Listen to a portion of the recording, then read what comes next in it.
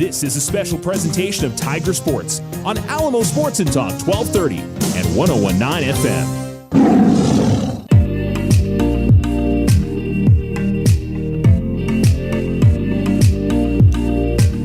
FM. You're listening to Alamo Sports and Talk 1230 101.9. Welcome into the Otero Federal Credit Union pregame show as the Alamogordo Tigers get ready to face off against the Clovis Wildcats. Final two games of the non-district season for Alamogordo today and tomorrow. Clovis this evening and then at Portales coming up on Saturday as well. So they try to finish off on a strong note. Picked up the win on Monday over Los Lunas. They've had a little bit of an extra rest. Normally, it feels like normally Tuesday is the game night, but they've had a little bit longer of a break heading into the two games this weekend. And 11-3 on the season. Would love to grab a win on the road tonight against Clovis, who comes in at 8-6 on the season. The Wildcats haven't played in a while. Last game was on the 3rd of, or at least on Max Preps it shows. Last game was listed as on the 3rd of January. That's odd. I gotta wonder maybe if they if they played some of their games and just didn't show up in there or what. That's interesting. And they're 8-6, so they're on 14 games. 15, 16, 17, 18, 19, 20, 21, 22, 23, 24. I don't know. That's a good question. Yeah. If they're not, I mean, no way for me to know for sure. If they're not lit up on Max Preps, but usually you don't have almost a 2-week layoff in games like that. So they're also going to play Oregon Mountain tomorrow. They've got Portales next week. They'll go to Lovington before they begin districts. Their district is Carlsbad, Hobbs, and Roswell. And, of course, Alamogordo's district is all the Cruces schools in Gadsden, what it has been for many, many, many years. Next year, no Gadsden in that district. It'll be the Cruces schools in Alamogordo, at least in basketball.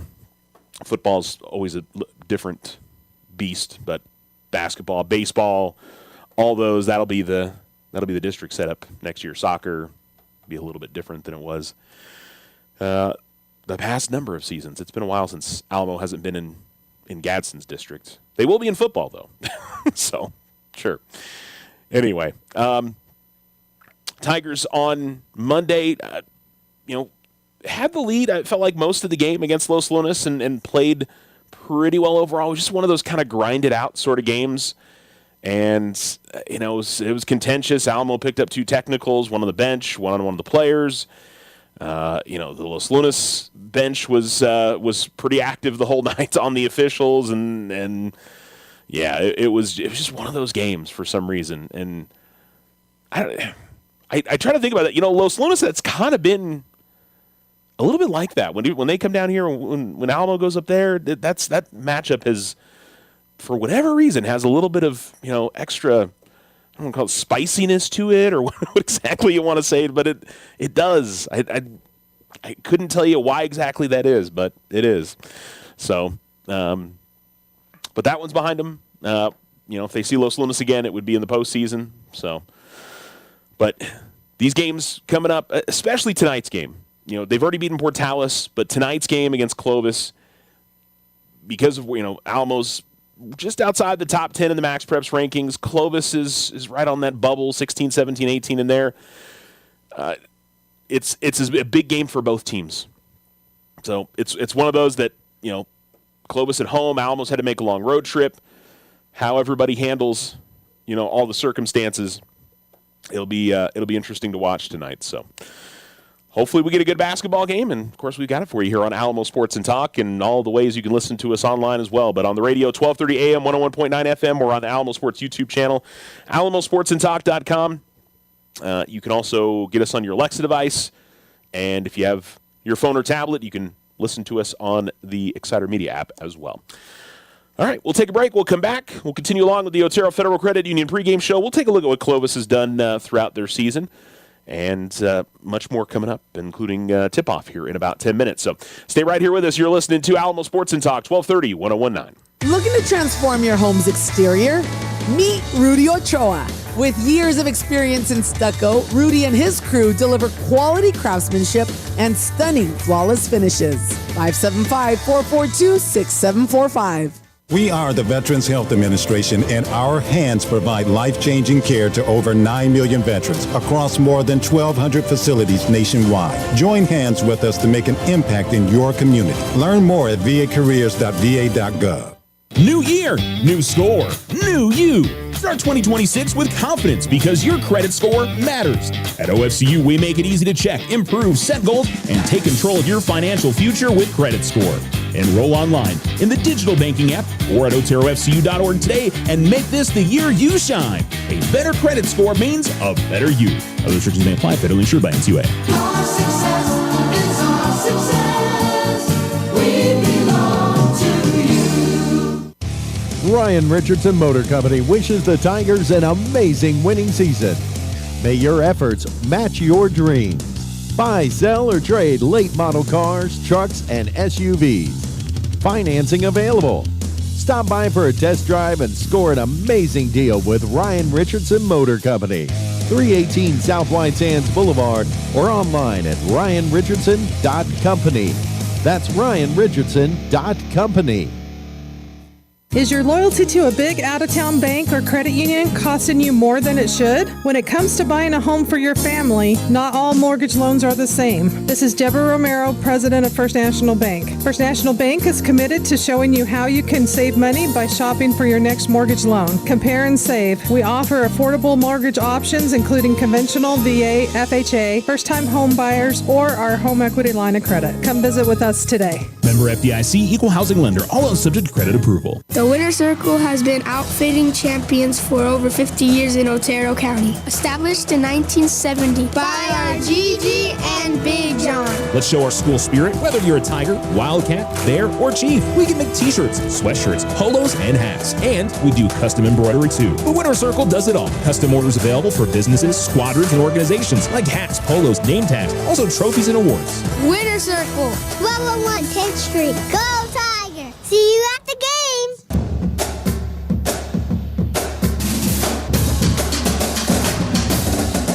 You're listening to Alamo Sports and Talk, 1230 1019. Alamogordo boys basketball getting ready to tip off here in just about 10 minutes. We did have some other games already in action today. Cloudcroft boys picked up a win over Pine Hill, 60-41. They're over at the Dexter tournament. So they're now 7-9, and they're going to play Loving at 11 a.m. tomorrow morning. The Mescalero Apache boys and girls both fell to Jowl today. The boys in a close one, 40-37, as they're now 5-11 on the season. Avon Yellow Cloud and Landon Hiles each had 10. And for the girls, they lost to Jowl 72-52. Elizabeth Rocha with 18. Kaylin Chino 13. Bridget Blake with 9. They are 3-11 on the season. Both teams making the trip out to Texaco tomorrow for a doubleheader out that direction. So be in the same neck of the woods that Alamogordo will be in tomorrow. And yesterday, Alamogordo girls fell on the road to silver by final score 56-33, getting 16 from Mariah Allen. Maddie Flota 7. Juliana Centrella had 5. And the Lady Tigers are 7-9. District begins on Tuesday at home as they host Centennial. Thule boys winners over Hatch Valley last night, 69-28. 13 points for River Casero and Luciano Gonzalez each. And 14-2 now in the season. They're going to host Magdalena on Tuesday. The Cloudcroft girls also fell last night to Jowl as they lost 65-35. And Cloudcroft boys lost to Nimi yesterday before they played Pine Hill today. Pretty close game, though, 53-40. They were definitely in that one. Thule girls are on the road tonight down at Chaparral. So hopefully we'll have an update for you or score on that before we sign off the air tonight. So just a heads up on that. And trying to think of this weekend. I think we already mentioned Mescalero Apache, boys and girls in action tomorrow. Alma boys in action tomorrow. And I think that's everybody this weekend that's in action for our area teams. So just we do have wrestling going on this weekend. Alamogordo's down at the El Paso Bowie tournament. Cloudcroft boys obviously finish up things tomorrow at the Dexter tournament. So that's our setup coming up for the weekend for area teams. Before we go to break, let's go ahead and look at Clovis and what they've done so far this season. They started way back on November 25th, lost at Atrisco Heritage 81-70. Trisco's having a solid season. They're 10-5. probably going to be in the mix to be a playoff team this year. Played Rio Rancho, and I would say hung with them. 57-40 was the final. Rio Rancho, number one team in the state right now, so that by no means did they get run off the court in that game by the best team in the state.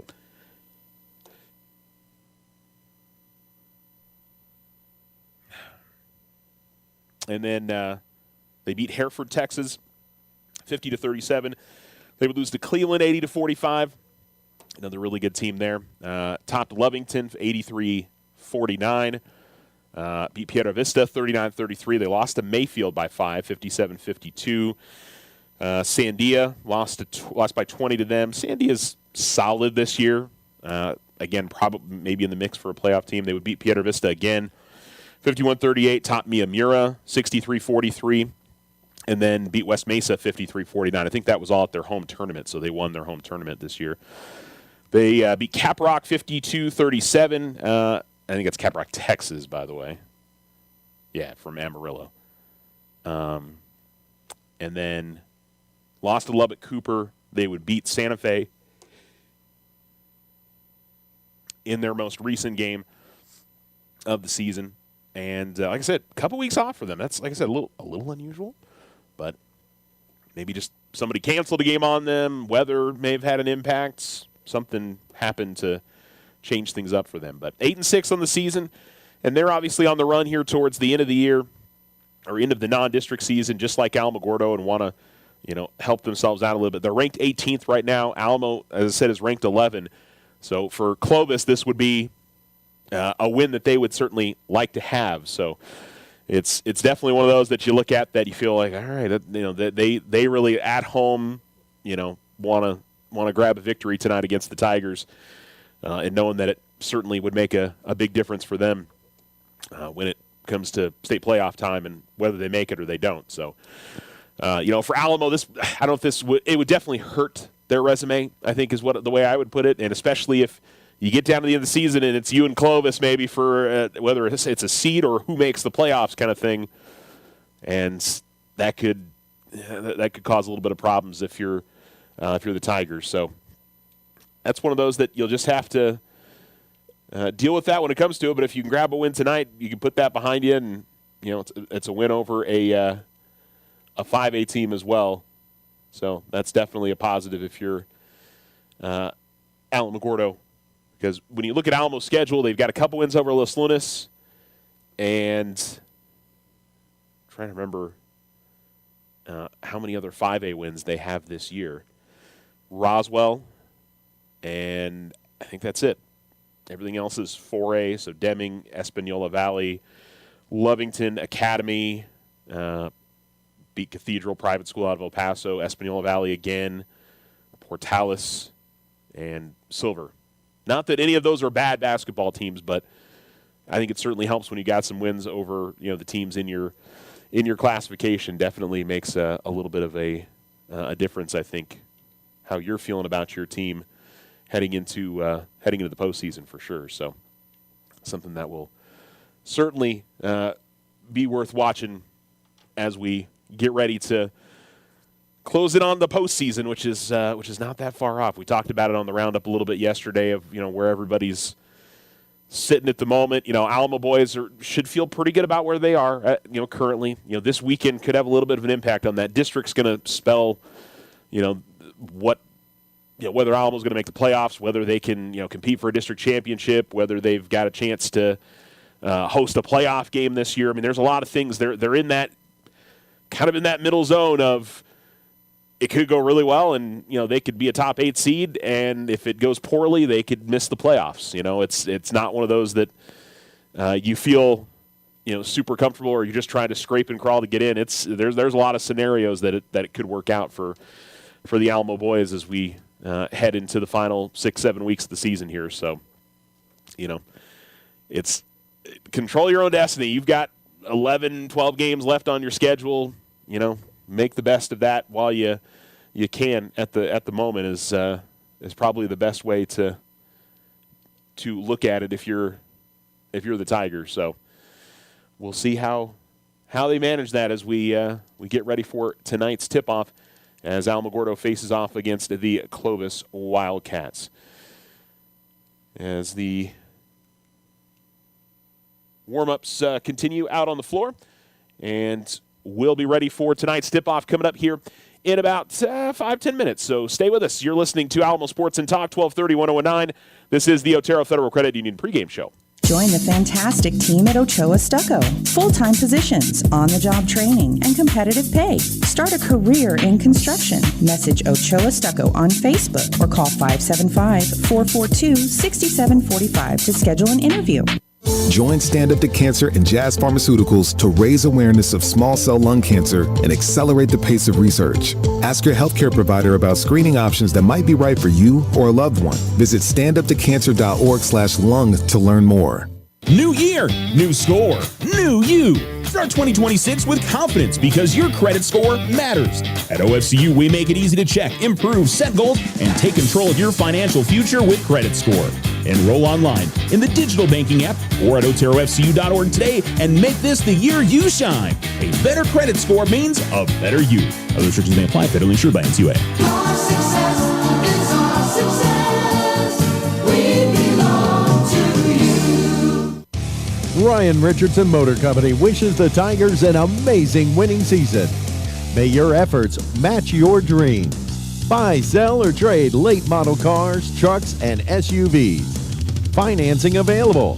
Stop by for a test drive and score an amazing deal with Ryan Richardson Motor Company. 318 South White Sands Boulevard or online at ryanrichardson.company. That's ryanrichardson.company. Hi, this is Deborah Romero, President and CEO of First National Bank. We take great pride in our Tiger student athletes. We wish them all the best and cheer them on as they compete this season. We recognize these outstanding athletes for their commitment on the track, court, and field. Their dedication is inspiring, and we celebrate their hard work and sportsmanship. Join us in supporting our Tigers. First National Bank has been your hometown community bank since 1956, proudly cheering on the Alamogordo Tigers every step of the way. Go Tigers! Member FDIC. The Winner's Circle has been outfitting champions for over 50 years in Otero County. Established in 1970 by our Gigi and Big John. Let's show our school spirit. Whether you're a Tiger, Wildcat, Bear, or Chief, we can make t-shirts, sweatshirts, polos, and hats. And we do custom embroidery too. The Winner's Circle does it all. Custom orders available for businesses, squadrons, and organizations like hats, polos, name tags, also trophies and awards. Winner's Circle, 1201 10th Street. Go Tiger! See you at the game!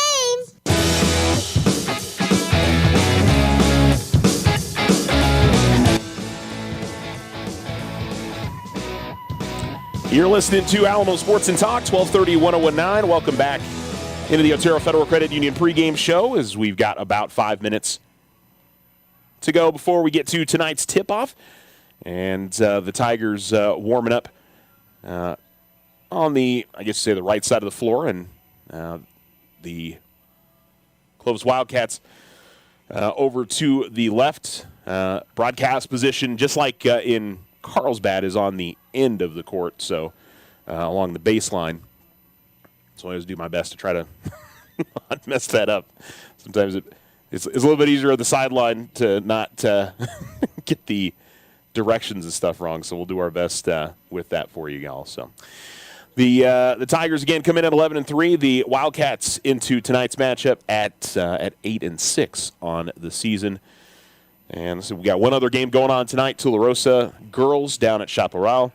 And then tomorrow you got Mescalero Apache boys and girls at Texaco. Cloudcroft taking on Loving over at the Dexter tournament. And, of course, Alamogordo is at Portales coming up tomorrow.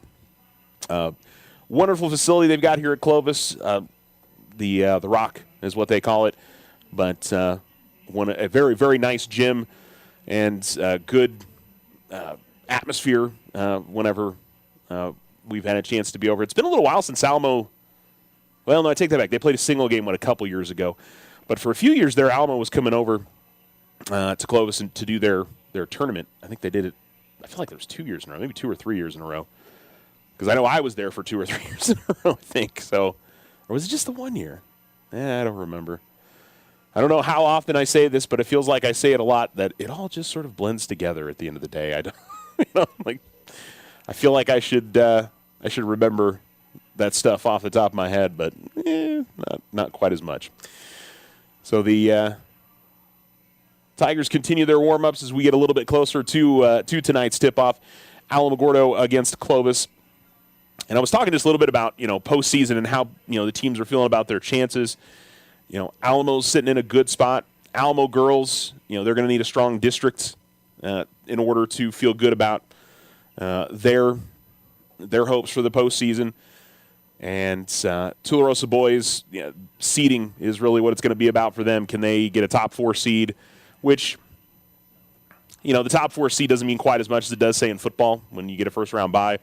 Basketball with 16 teams, it's sort of, is what it is. You're still going to play a first-round game, but further up the ladder you are, the less difficult your first-round matchup is, so that definitely helps things a bit.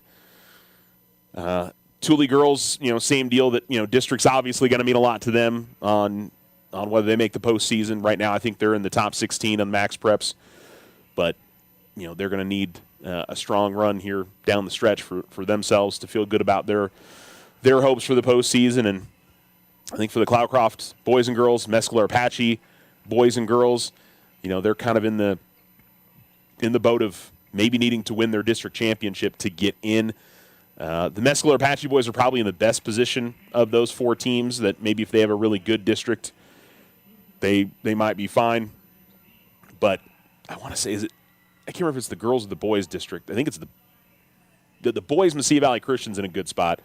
Everybody else is outside the top 16. For the girls, I think Lordsburg is right at 16, and everybody else is on the outside looking in. So, yeah, it's one of those that, either winning the district tournament or winning the district championship, regular season championship, that's going to mean maybe everything for those teams in that district, not just the Mescalero teams and the Cloudcroft teams, everybody. I don't know if there's anyone that's going to feel comfortable if they didn't win the regular season title or if they didn't win the district tournament title. So that's at least it appears how that season is setting up currently.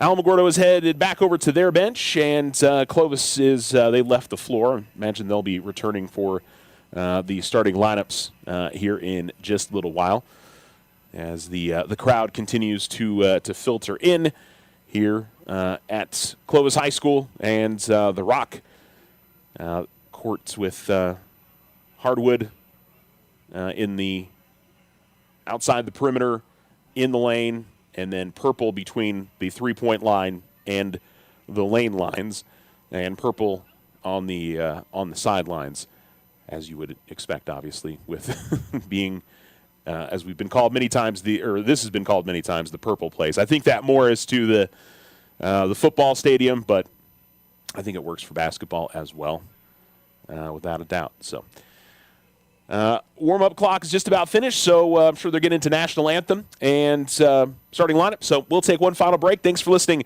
to the Otero Federal Credit Union pregame show, and we'll be back with tip-off here on Alamo Sports and Talk, 1230, 1019. Transform your home with Ochoa Stucco. Whether it's a fresh look or a durable finish, their expert team delivers quality and style. Say goodbye to bland exteriors and hello to stunning curb appeal. Ochoa Stucco, always a flawless finish. 442-6745. If only life had a remote control, you could pause or rewind. Well, life doesn't always give you time to change the outcome, but prediabetes does. Take the 1-minute risk test today at doihaveprediabetes.org. Brought to you by the Ad Council and its Prediabetes Awareness Partners. New year, new score, new you. Start 2026 with confidence because your credit score matters. At OFCU, we make it easy to check, improve, set goals, and take control of your financial future with Credit Score. Enroll online in the digital banking app or at OteroFCU.org today and make this the year you shine. A better credit score means a better you. Other restrictions may apply. Federally insured by NCUA. Our success is our success. We belong to you. Ryan Richardson Motor Company wishes the Tigers an amazing winning season. May your efforts match your dreams. Buy, sell, or trade late model cars, trucks, and SUVs. Financing available. Stop by for a test drive and score an amazing deal with Ryan Richardson Motor Company. 318 South White Sands Boulevard or online at ryanrichardson.company. That's ryanrichardson.company. Use the equity in your home to finance your dreams. This is Leanne Bain from First National Bank. Plan those special vacations, those home improvements, and simply pay off those high interest rate bills. It's easy. Apply for your home equity loan of credit today. Member FDIC, equal housing lender, all else subject to credit approval. Discover our great mortgage loan rates, our competitive closing costs on conventional VA, FHA, and first-time home buyers. This is Deborah from First National Bank. Affordable solutions for the home you deserve. Member FDIC, equal housing lender, all else subject to credit approval. The Winter Circle has been outfitting champions for over 50 years in Otero County. Established in 1970 by our Gigi and Big John. Let's show our school spirit, whether you're a Tiger, Wildcat, Bear, or Chief. We can make t-shirts, sweatshirts, polos, and hats. And we do custom embroidery too. The Winter Circle does it all. Custom orders available for businesses, squadrons, and organizations like hats, polos, name tags, also trophies and awards. Winter Circle. 1201 10th Street. Go Tiger! See you at the games!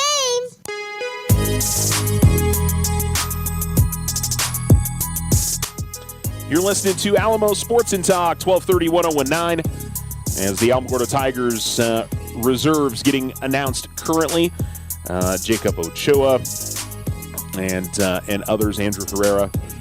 And the Tiger starters for tonight, Julian Favela, the junior, wearing number 0. By the way, Tigers are in their road black unis tonight with gold numerals outlined in white, Alamogordo in cursive on the front. And, of course, they've got stripes on the top of their shoulders, white and gold, and on the bottom, gold and then white.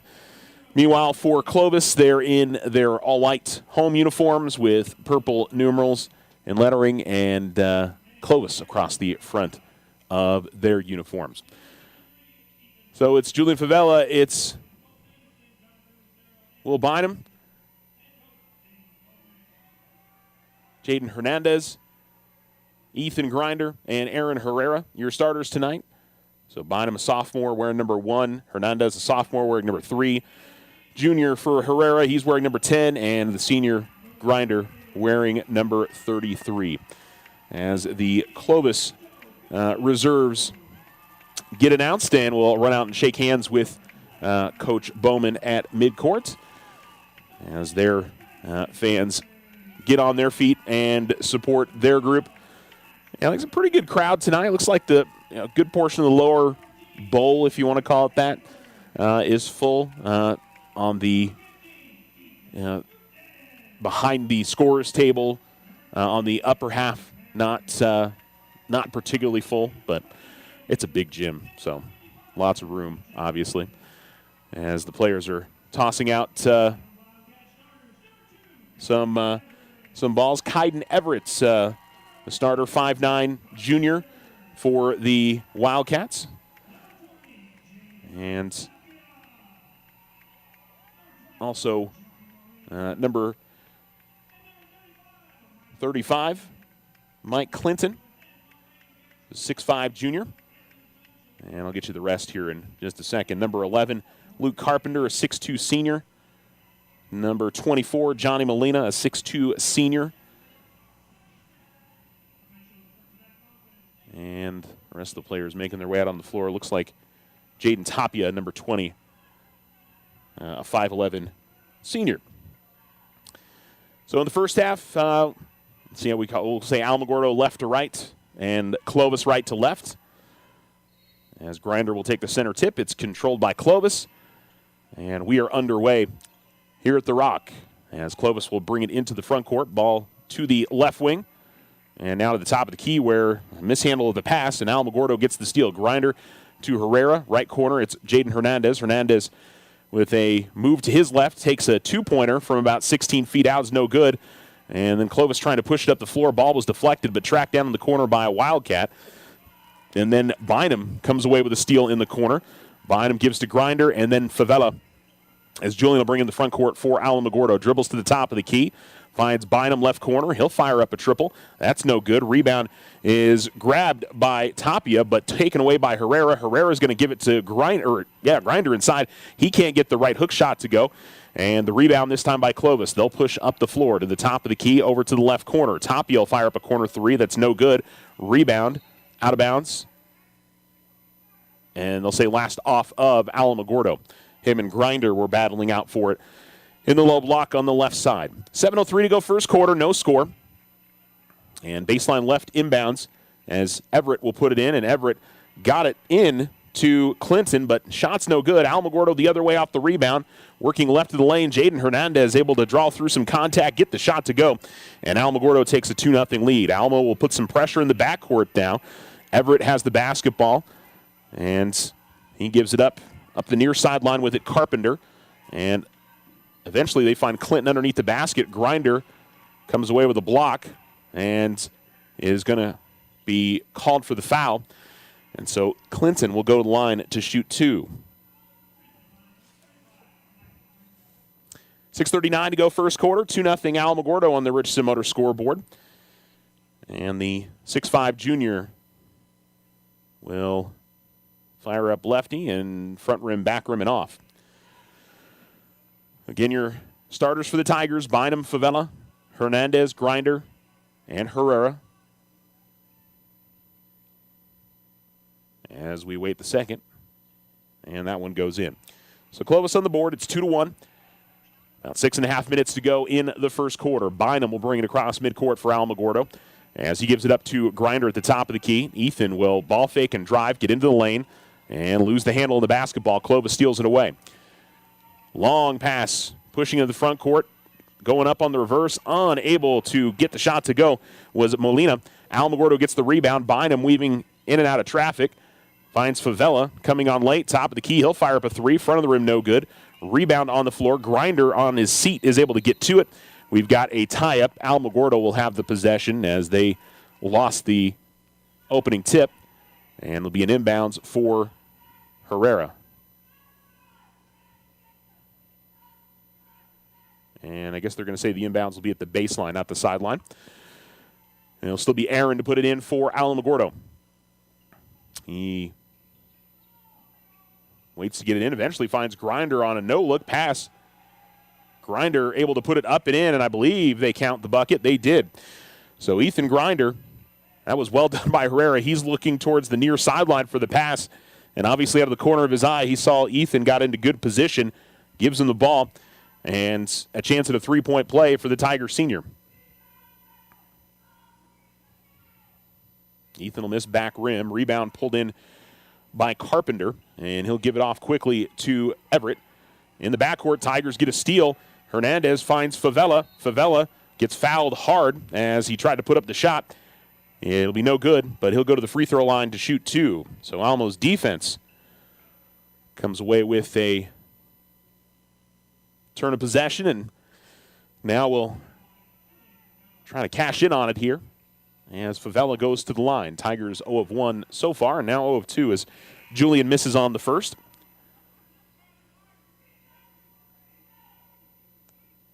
Some subs checking in for Clovis. We'll see Buda Curry in the game for the first time. Also, Clifton Brown comes in, and Joseph Cavazos is also in the game here for Clovis. 4-1 Alamogordo. 5:56 to go in the first quarter on the Richardson Motor scoreboard. Second free throw is no good. Clinton gets the rebound, and he'll give the ball to Brown. Tigers still pressuring in the backcourt. Clovis able to break it as Curry works his way right of the lane but loses the handle of the basketball. Favela's got it. Hernandez top of the key. Hernandez had the ball poked away, but it went right to Herrera. Herrera gives it to Bynum in the right corner. And now it's Hernandez out near the midcourt line. Jaden back to Will in the right corner. And then finds Jaden, who goes top of the key, finds Herrera at the left wing. Excuse me, Herrera, left elbow jump shot is good. And the Tigers lead 6-1. Here comes Clovis into the front court. A floater is up and in from Jaden Tapia as he got it over the outstretched hands of Ethan Grinder, which is not an easy thing to do, as we've seen a lot this year. Bynum left open in the corner for a 3, misses. Rebound underneath by Favela. His putback attempt is no good.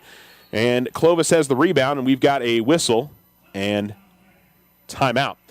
4:56 to go in the first quarter. Timeout on the floor. We'll take one as well, as Alamogordo leads 6-3 on the Richardson Motor scoreboard. Join the fantastic team at Ochoa Stucco. Full-time positions, on-the-job training, and competitive pay. Start a career in construction. Message Ochoa Stucco on Facebook or call 575-442-6745 to schedule an interview. I didn't ask to be thrown in the streets, but I did ask for help, and Covenant House was there for me. For these kids who didn't ask to be put in this unthinkable situation, Covenant House is there. To learn more, go to safeplacetosleep.org today.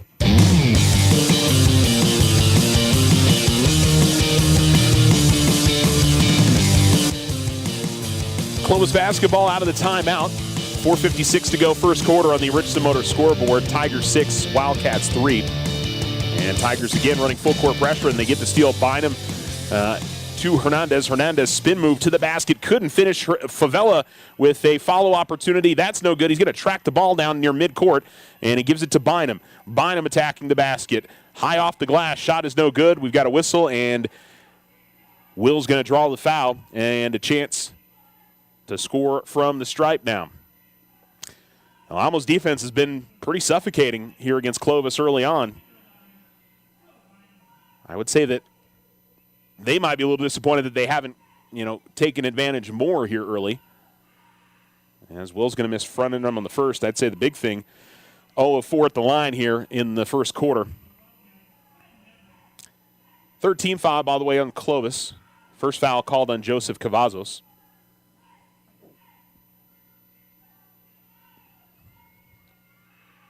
And the second free throw misses as well, so the Tigers 0 of 5 at the line. Almost got the steal off the rebound. Turner's got it in the front court. Turner, spin move to the basket, goes up with a shot attempt. Foul is going to be called on Alamogordo.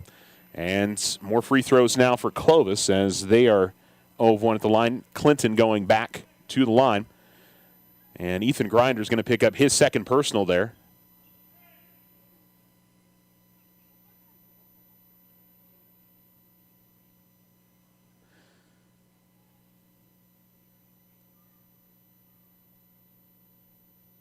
Free throw back of the rim, no good. So both teams having a struggle at the free throw line early on. That'll bring Nate Best onto the floor for Alamogordo.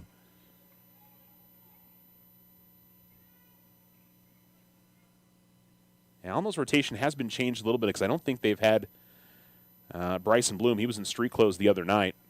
As the shot misses on the free throw. Rebound grab by Alamogordo. Herrera in the backcourt. He is pressured a little bit. Gives it to Favela. And a timeout going to be called by Coach Bowman. I think Alamo probably would have got across the midcourt line before 10 seconds, but I think he wanted to take a 30 just to make sure. We'll take a quick break as well. 6-3 Alamogordo here in the first quarter on the Richardson Motor scoreboard. New year, new score, new you. Start 2026 with confidence because your credit score matters. At OFCU, we make it easy to check, improve, set goals, and take control of your financial future with Credit Score. Enroll online in the digital banking app or at OteroFCU.org today and make this the year you shine. A better credit score means a better you. Other restrictions may apply. Federally insured by NCUA. Our success is our success. We belong to you.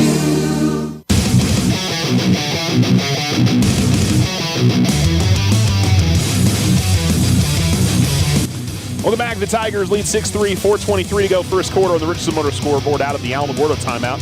Both teams have used a 30 as Hernandez has it in the front court for Alamogordo. Gives it up to Aaron Herrera. Top of the key, into the lane. Goes up with a finger roll. Shot no good. Best fighting for the rebound. Tipped it out front, but it goes right to Buda Curry. Curry at the right wing. Now tries to work in the lane. Goes to fire up a shot. Ball's going to go out of bounds. Looked like deflected last off of Favela. And it'll be Clovis basketball with 4:03 to go in the first. So not a particularly pretty first quarter. Alamo's going to feel a little frustrated just simply because I'd say their chances, both at the free throw line and the shooting opportunities, they've had some good looks and they just haven't been falling. Into the lane, floater is up and just rattles out for Cavazos. That's one that I'm sure he wished he had had. As Herrera gets the ball quickly into the front court. Hernandez is going to fire up a corner three. He puts it in. Jaden Hernandez with his first three, and Alamogordo leads 9-3. Alamo not pressuring right away. Jacob Ochoa is in the game for Alamogordo after that timeout, by the way. As the ball pushed across the timeline, and they're going to find a man at the baseline. It's like Ethan Gutierrez gets the bucket for Clovis. As the Tigers in the backcourt, Hernandez, long pass up ahead to Ochoa. Clovis' pressure starting to get to Alamogordo a bit. Corner three is up and no good from Favela, as he's too strong on that. Clovis with the rebound as Cavazos will bring it into the front court. Ball over to the left wing and into the lane and going up with a shot. No good for Curry. It was Gutierrez on that previous bucket. Tigers have the rebound. Hernandez finds Ochoa. He'll fire up a corner three. That's no good. And the rebound out to the corner is controlled by Cavazos. Ball goes to the top of the key with Everett. Now Cavazos, jump stop into the lane, and he's going to miss on the in-close shot. Rebound eventually controlled by Herrera. Herrera trying to push it up the floor. Sees the ball deflected out of bounds by Clovis. It'll be Alamogordo possession. Sub for Alamogordo as Matthew Granados comes into the game. And it'll be Julian Favela that gets the rest. Ochoa's got the ball in the front court for Alamogordo. He puts the dribble down. Finds Hernandez over at the far side. Man-to-man defense for Clovis. Hernandez to the baseline. Cross-court pass finds Granados. Kind of lucky. It didn't look like it's kind of a blind pass. Herrera at the free throw line gives it up to Ochoa. Ochoa now puts down the dribble, still at the top of the key. Finds Hernandez in the left corner. Left wing three on the way from Herrera is good. Aaron Herrera knocks down his second shot of the game, and it's 12-5 Alamogordo. And we've got a whistle and I believe a timeout called by Clovis.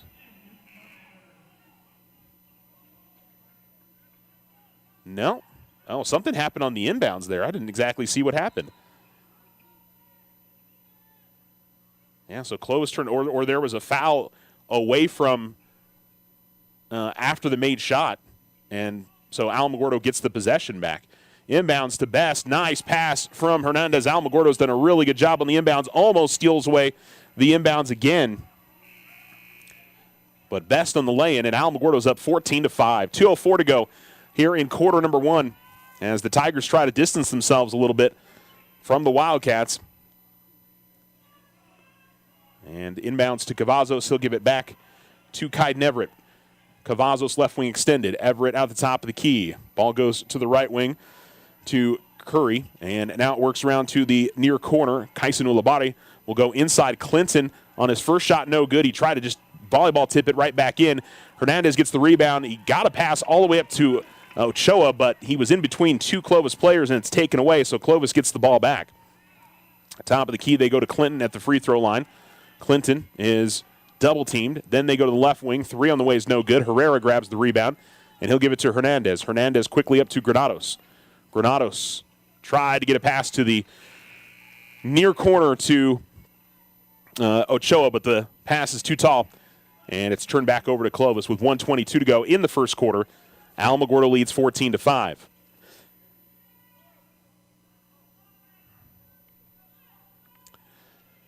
And so across midcourt with it is Everett for Clovis.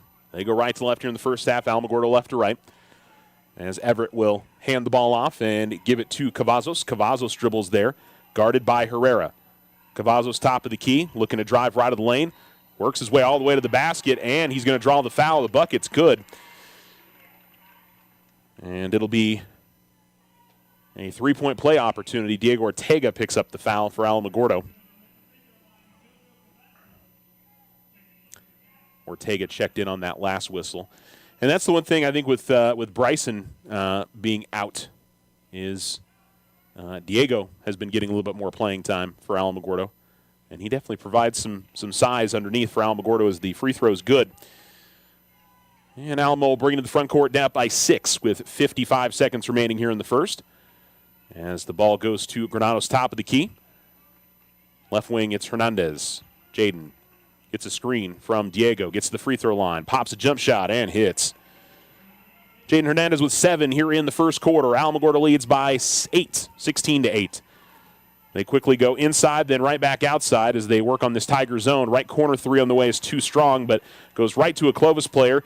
Baseline jump shot is no good, and Alamogordo's going to fight for the rebound. Looks like they don't win it. It was Roddy Cabledew and Aaron Herrera fighting for it, and so on the tie-up, it is Clovis possession. Ball goes to the right wing to Cavazos. Now over to the corner. Driving baseline and then back outside. 3 on the way is too strong, but a rebound on the opposite side, that's no good. Alamogordo's going to grab it off the miss from Brown. As Hernandez looking to come up the floor, we've got a whistle and just out of bounds. No foul called, but Alamo keeps possession with 14.3 seconds remaining as the inbounds will go to Ochoa. Right back to Hernandez. Ochoa, 10 seconds left. Herrera's got the ball. Gives it to Ochoa. 6 seconds to go. Ochoa still dribbling, working left of the lane. Needs to put the shot up. And looks like they're going to call a travel on him. Well, not the possession Alamo was hoping for there to finish up the first quarter. 1.1 seconds left. As they'll try to go length of the floor here, and they'll put up a quick shot. Boy, got a really good look at that as they got it to Cabledew from about 17 feet out. He misses from the left wing, and that is 1 quarter of play on the Richardson Motor scoreboard. Alamogordo leads 16-8. You're listening to Tiger Basketball. Ryan Richardson Motor Company wishes the Tigers an amazing winning season. May your efforts match your dreams. Buy, sell, or trade late model cars, trucks, and SUVs. Financing available. Stop by for a test drive and score an amazing deal with Ryan Richardson Motor Company. 318 South White Sands Boulevard or online at ryanrichardson.company. That's ryanrichardson.company. Hi, this is Deborah Romero, President and CEO of First National Bank. We take great pride in our Tiger student athletes. We wish them all the best and cheer them on as they compete this season. We recognize these outstanding athletes for their commitment on the track, court, and field. Their dedication is inspiring, and we celebrate their hard work and sportsmanship. Join us in supporting our Tigers. First National Bank has been your hometown community bank since 1956, proudly cheering on the Alamogordo Tigers every step of the way. Go Tigers! Member FDIC.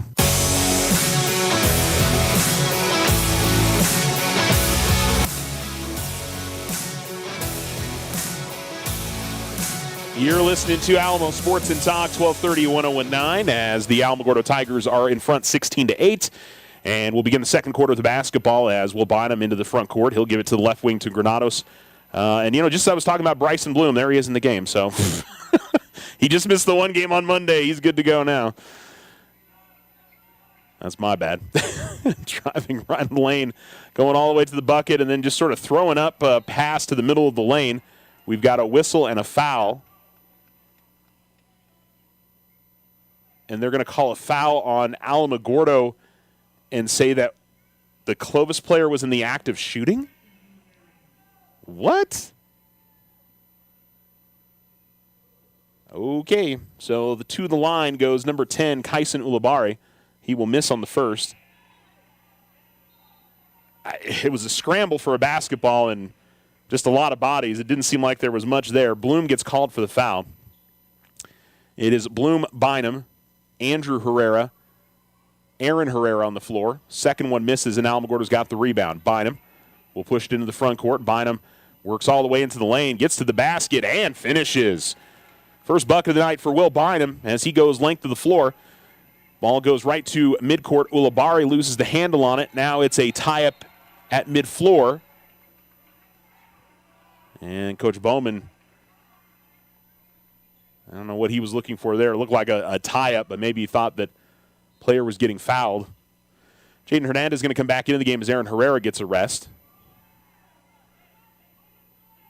So Ochoa, Andrew Herrera, Bryson Bloom, Jaden Hernandez, and Will Bynum on the floor. Working the baseline and back outside with it, Cabledew. Now it's Clifton Brown. Brown feeds it right into the line, finds Cabledew, but Brown on the pass ran over Bryson Bloom, who stepped in there and drew the charge, and Alamogordo will get the possession. First foul on Clifton Brown. Alamogordo inbounds with Hernandez to Bynum. Bynum will bring it across midcourt. Find Ochoa. Gives it up to Hernandez. Hernandez gets the free throw line. Fires up the jumper. No good. Rebound cleared by Cabledew. He'll give it up to his right, Brown. And into the front court with it comes Cavazos. Cavazos working right of the lane. Cavazos fires up a tough shot off the glass and good. So Cavazos with his second field goal. He's got 5. It's 18-10. Ochoa's got the ball at the right wing. Trying to work off a screen from Bloom. He'll find Bynum out near the center circle now as he's at the half-court line and dribbles there. 6:30 to go in the second. Alamogordo leads 18-10. Bynum works his way to the right elbow, fires him a tough jump shot. Jess rolls off the front of the rim off. And here comes Clovis the other way. They do have numbers. weaving his way towards the basket, going up with a shot attempt and drawing the foul. It'll be a foul on Jacob Ochoa. It'll be free throws coming up for Clovis. And again, it'll be Kyson Ulabati that will go to the line for the Wildcats. 0 of 2 at the stripe for him. As the righty fires up and misses again. Both teams have not shot well at the line. Alamo was 0 of 5 in that first quarter, haven't been since. And Clovis is now 1 of 7. I'm sorry, 2 of 7. 2 of 8. Officials are chatting something over at the moment. 6:16 to go second quarter. Clovis 18, Alamogordo 10. And the officials are having both teams go to their bench. And 2 of the officials are talking with Coach Bowman. And in fact, all 3 are now over at the Alamogordo bench. I don't know if this is a fan thing. I'm keeping an eye on the Alamogordo contingent.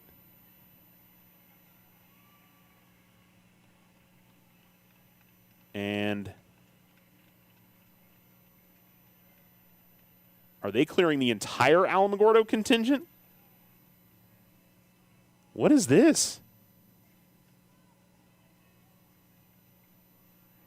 Like almost all of the Alamogordo fans are leaving from right behind the Alamogordo bench. I don't think, honestly, as many games I've called, I don't think I've ever seen that.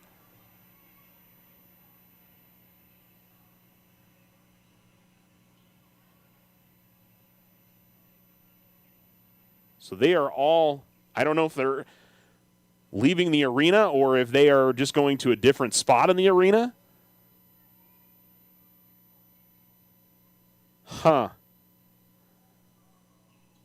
The free throw is no good. We've got a whistle and a foul.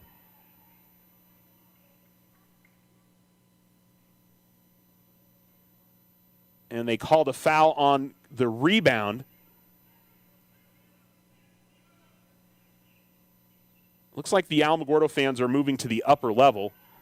Alamo almost comes away with a steal after the inbounds. It'll be another inbounds for Clovis.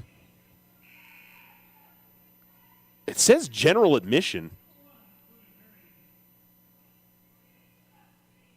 But I'm why the officials stopped the game in order to move those fans out of that area is interesting. Clovis with the basketball as the top of the key and driving the lane. Curry, really nice slip pass inside to Mike Clinton. Clinton will get the lay-in. And he has 3. Into the front court, Andrew Herrera is going to be fouled by Curry. And it'll be Alamogordo maintaining possession, up by 6, 18-12. 5:52 to go in the second quarter. And after the game, I'll have to get an explanation on that deal. Here's Favela driving all the way to the basket, goes up with a shot attempt, and he goes to the floor. No foul called, and the play goes the other way for Clovis. Driving right of the lane, Cavazos on an up and under shot is going to bounce a few times on the rim and in. And the Wildcats have made this an 18-14 game. Into the front court, and ball goes over to the left corner with Herrera. Now it's Ochoa who fires up a right wing 3, and a nice answer there from Jacob Ochoa after Clovis had started to make some inroads. Back out to a 7-point lead for Alamogordo, 21-14. Ball in the backcourt still, as Cavazos will bring it across the line. Work into the lane, go with the shot, blocked by Favela. Then Hernandez has the ball tied up in the lane among a couple of Clovis players. It'll be Alamogordo possession. Oh, no, it's a foul. I take that back. It is not a tie-up.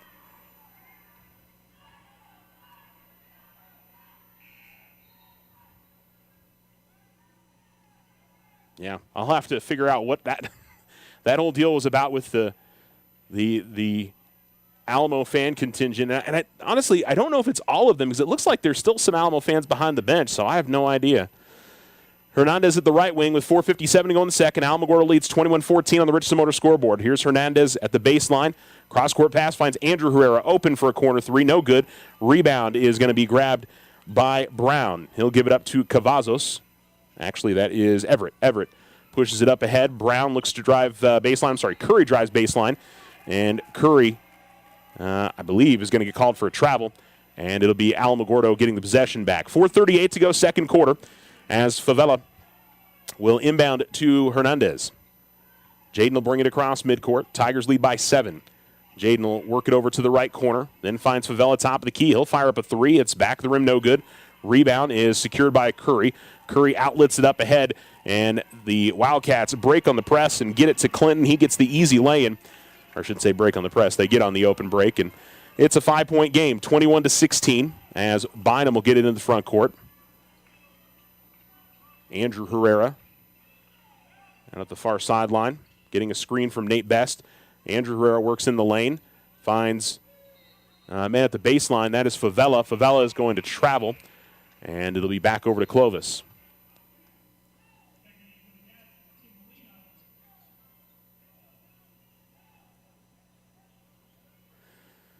A couple of subs on each side. Inbounding for Clovis is Cavazos, and he'll give it to Everett. Halfway point of the second quarter, and Alamogordo leads 21-16. Their lead has been double digits. As the ball goes to the right wing. Now they work to the elbow, getting into the lane and firing up the shot and putting it in is Johnny Molina.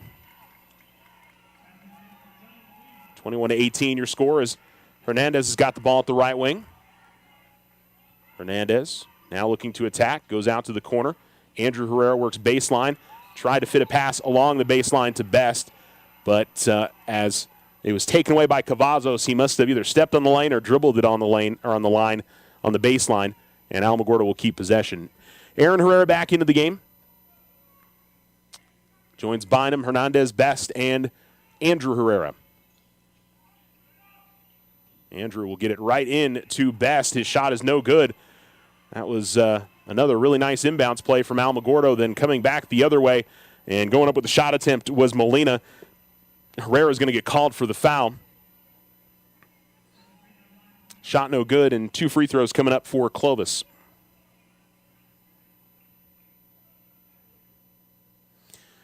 .324 to go in the second. Tigers have seen their first half lead shrink away. They were up 16-8 at the first quarter mark. So Clovis outscored them 10-5 as the first free throw is no good from Molina. Both teams have not shot well at the line. So that could certainly make a difference if they had been, as the second free throw is good. 21-19. Yeah, give either team an advantage if they had been shooting well from the line in this first half. Bynum's got the ball at the top of the key. Man-to-man defense for Clovis. And the ball goes to Hernandez. And there's a foul going to be called on Clovis. And I don't know if they already put the foul up on the board or is it 5? And now it's 5. So Alamo will be shooting as Jaden Hernandez will go to the line. Foul called on number 20, Jaden Tapia. It's his first. And Jaden not to the line yet. He has 7 points, all those in the first quarter. He will swirl in the first, so Alamo's got their first free throw made of the game. 22-19, Alamogordo. And one more for Hernandez. He'll miss on the second. Rebound is grabbed by Everett for Clovis. Cavazos will bring it up the near sideline, get it over to the corner. Tapia trying to feed it into the lane. Ball was loose, but Cavazos gets to it. Now in the right corner. And working his way towards the basket was Turner. Couldn't get it to go. Foul going to be called on Turner on the rebound, and so I think this will be free throws for Alamogordo on the other side. I think it's James Sharp that will be shooting them as he was doing his best to block out on the big fella Turner. And indeed it will be Sharp, who had just checked into the game.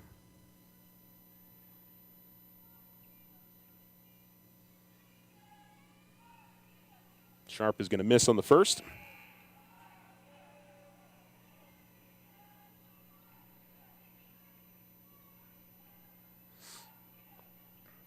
And one more for Sharp with 2:57 to go in the second. Alamo up by 3.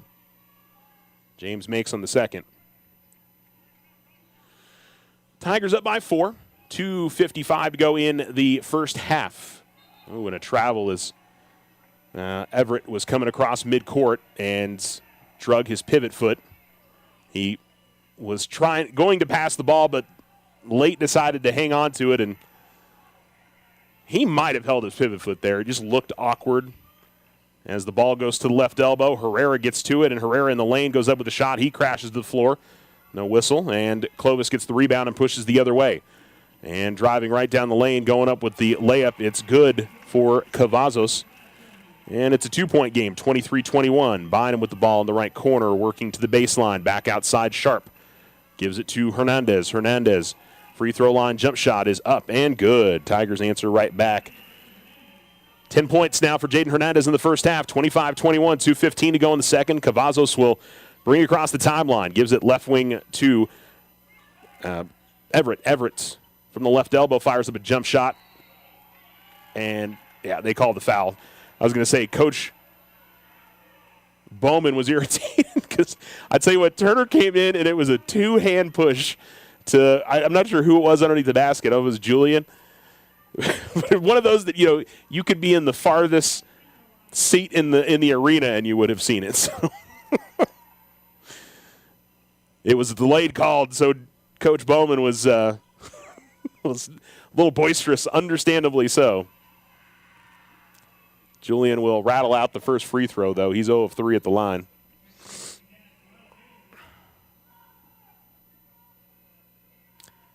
(25-21) Alamogordo, 2:04 to go in the second. One of the officials asking Julian to tuck in his jersey. Players don't like their jerseys tucked in for some reason. I think sometimes it just happens, but second free throw's good. Tigers lead is out to 5 again. 26-21 as we cross 2 minutes to go in the first half. Cavazos with a nice crossover move, gets the left elbow, now left of the lane, looking for somewhere to go, and he gives it outside to Everett. They'll go back to Cavazos' left wing. Cavazos will go with the floater left in the lane, and he gets the kind iron. That was also a nice soft touch as he's got 11 now, and it's 26-23. Bynum with the ball at the left wing. Bynum still dribbles. Tried to feed a pass to Sharp underneath, but it was good defense. And here comes Clovis the other way. Step through to the basket, and just rolling off the front of the rim, the first opportunity, but the second one's good. Cabledew gets the cleanup after the miss from Molina, and it's a 1-point game, 26-25 with 1:22 to go in the second. Bynum in the front court, gives it up to Favela at the left wing. Favela looking to attack the basket all the way to the rim and lays it up and in, and it looks like a foul as well. And so Julian Favela with a chance at a 3-point play. That's where his length as a wing, sometimes you just really see it flash on the court. As he drove all the way from left wing extended, he's got the good ball handling skills and movement, and raised high up with that right hand and finished. He's going to make the free throw off the glass and in. So he's got 4 points. Alamogordo's lead is back out to 4, 29-25. Tigers with some pressure in the backcourt and almost got a steal there, but ball ends up in the hands of Everett. Now it's Cavazos, left wing 3, no good. Favela able to secure the rebound, gives it to Aaron Herrera. Aaron gets it in the front court to Jaden, and Jaden unfortunately stepped on the far sideline and will turn it back over to Clovis. 54.4 seconds to go in the first half. Tigers 29, Wildcats 25. As the ball goes to Cavazos at the left wing, guarded by Hernandez. And then a pass almost over the head of Molina, but he was able to track it down. Cavazos again with the basketball. Finds Molina right corner. His 3 is up. That's no good. Rebound, Sharp able to get to it in front of a Clovis player. And it'll be Bynum dishing up to Hernandez. 30 seconds to go. Hernandez attacking the basket, fakes a pass outside, goes to the rim and lays it up and in. Jaden having a great first half. Bynum almost with a steal in the backcourt. 22 seconds to go. Cavazos down to the floor. And I think it'll be a foul on Alamogordo that caused Cavazos to trip, and so he'll shoot free throws on the other side. I think Will's going to get called for the foul. It's kind of incidental contact, but hard not to whistle him for the foul there. That is Will's first. So Cavazos to the line where he is 1 of 2. Both teams in the bonus here with 20 seconds remaining in the second quarter. 31-25 Alamogordo. Cavazos sees the first one swirl out. He's definitely been the player to watch in this first half. And check that, Cavazos was 1 of 1 at the line. I'd put that on the wrong player there. He misses on the second.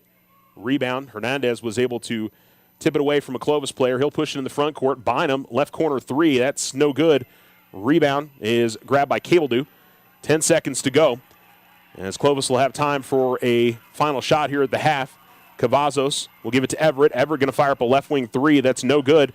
And Bynum got the loose ball, fired up a length of the court shot. That'll miss, and we are done with 1 half of play. On the Richardson Motor scoreboard, it's the Tigers 31, the Wildcats 25. You're listening to Tiger Basketball. That's on the Otero, or I should say that's on the Richardson Motor scoreboard. The Otero Federal Credit Union halftime show is coming up next. The Winter Circle has been outfitting champions for over 50 years in Otero County. Established in 1970 by our Gigi and Big John. Let's show our school spirit, whether you're a Tiger, Wildcat, Bear, or Chief. We can make t-shirts, sweatshirts, polos, and hats. And we do custom embroidery too. The Winter Circle does it all. Custom orders available for businesses, squadrons, and organizations like hats, polos, name tags, also trophies and awards. Winter Circle, 1201 10th Street. Go Tiger! See you at the games! Looking to transform your home's exterior? Meet Rudy Ochoa. With years of experience in stucco, Rudy and his crew deliver quality craftsmanship and stunning flawless finishes. 575-442-6745.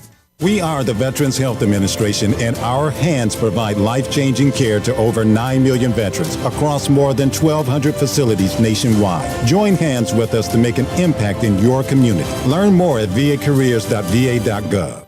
New year, new score, new you. Start 2026 with confidence because your credit score matters. At OFCU, we make it easy to check, improve, set goals, and take control of your financial future with Credit Score. Enroll online in the digital banking app or at oterofcu.org today and make this the year you shine. A better credit score means a better you. Other restrictions may apply. Federally insured by NCUA. Our success is our success. We belong to you. Ryan Richardson Motor Company wishes the Tigers an amazing winning season. May your efforts match your dreams. Buy, sell, or trade late model cars, trucks, and SUVs. Financing available. Stop by for a test drive and score an amazing deal with Ryan Richardson Motor Company. 318 South White Sands Boulevard or online at ryanrichardson.company. That's ryanrichardson.company. Is your loyalty to a big out-of-town bank or credit union costing you more than it should? When it comes to buying a home for your family, not all mortgage loans are the same. This is Deborah Romero, president of First National Bank. First National Bank is committed to showing you how you can save money by shopping for your next mortgage loan. Compare and save. We offer affordable mortgage options including conventional, VA, FHA, first-time home buyers, or our home equity line of credit. Come visit with us today. Member FDIC, equal housing lender, all loans subject to credit approval.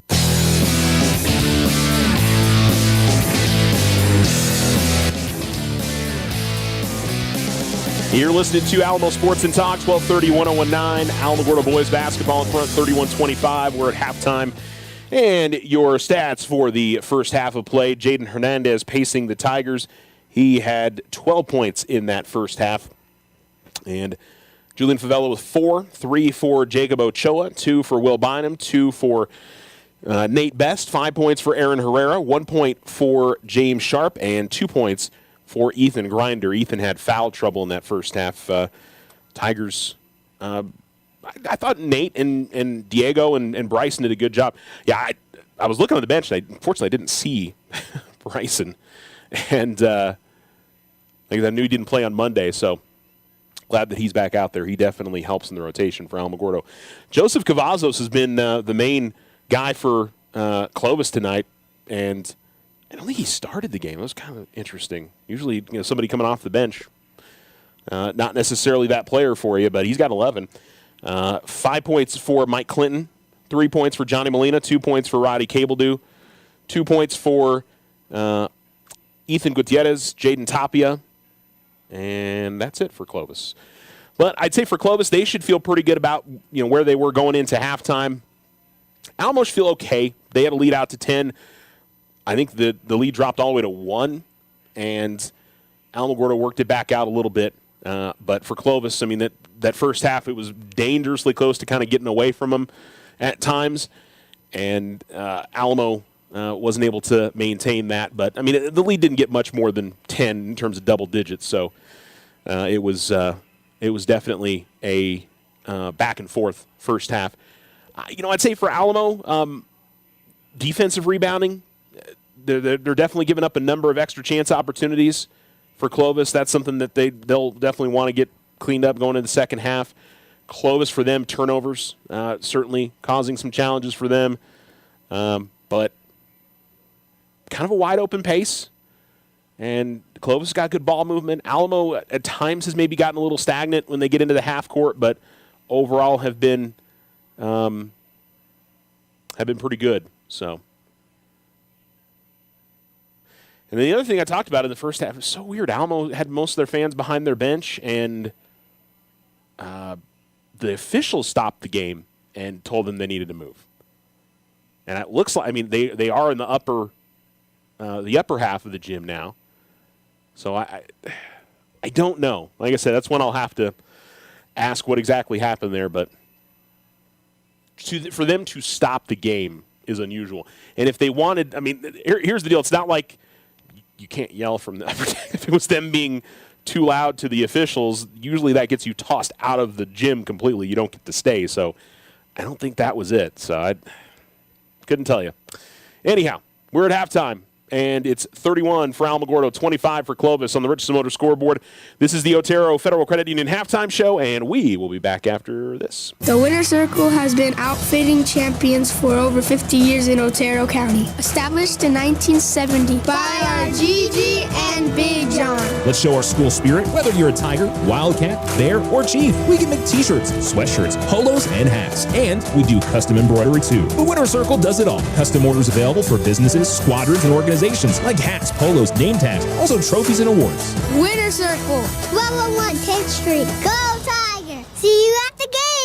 Join the fantastic team at Ochoa Stucco. Full-time positions, on-the-job training, and competitive pay. Start a career in construction. Message Ochoa Stucco on Facebook or call 575-442-6745 to schedule an interview. Join Stand Up to Cancer and Jazz Pharmaceuticals to raise awareness of small cell lung cancer and accelerate the pace of research. Ask your healthcare provider about screening options that might be right for you or a loved one. Visit standuptocancer.org/lung to learn more. New year, new score, new you. Start 2026 with confidence because your credit score matters. At OFCU, we make it easy to check, improve, set goals, and take control of your financial future with Credit Score. Enroll online in the digital banking app or at oterofcu.org today and make this the year you shine. A better credit score means a better you. Other restrictions may apply. Federally insured by NCUA. Our success is our success. We belong to you. Ryan Richardson Motor Company wishes the Tigers an amazing winning season. May your efforts match your dreams. Buy, sell, or trade late model cars, trucks, and SUVs. Financing available. Stop by for a test drive and score an amazing deal with Ryan Richardson Motor Company.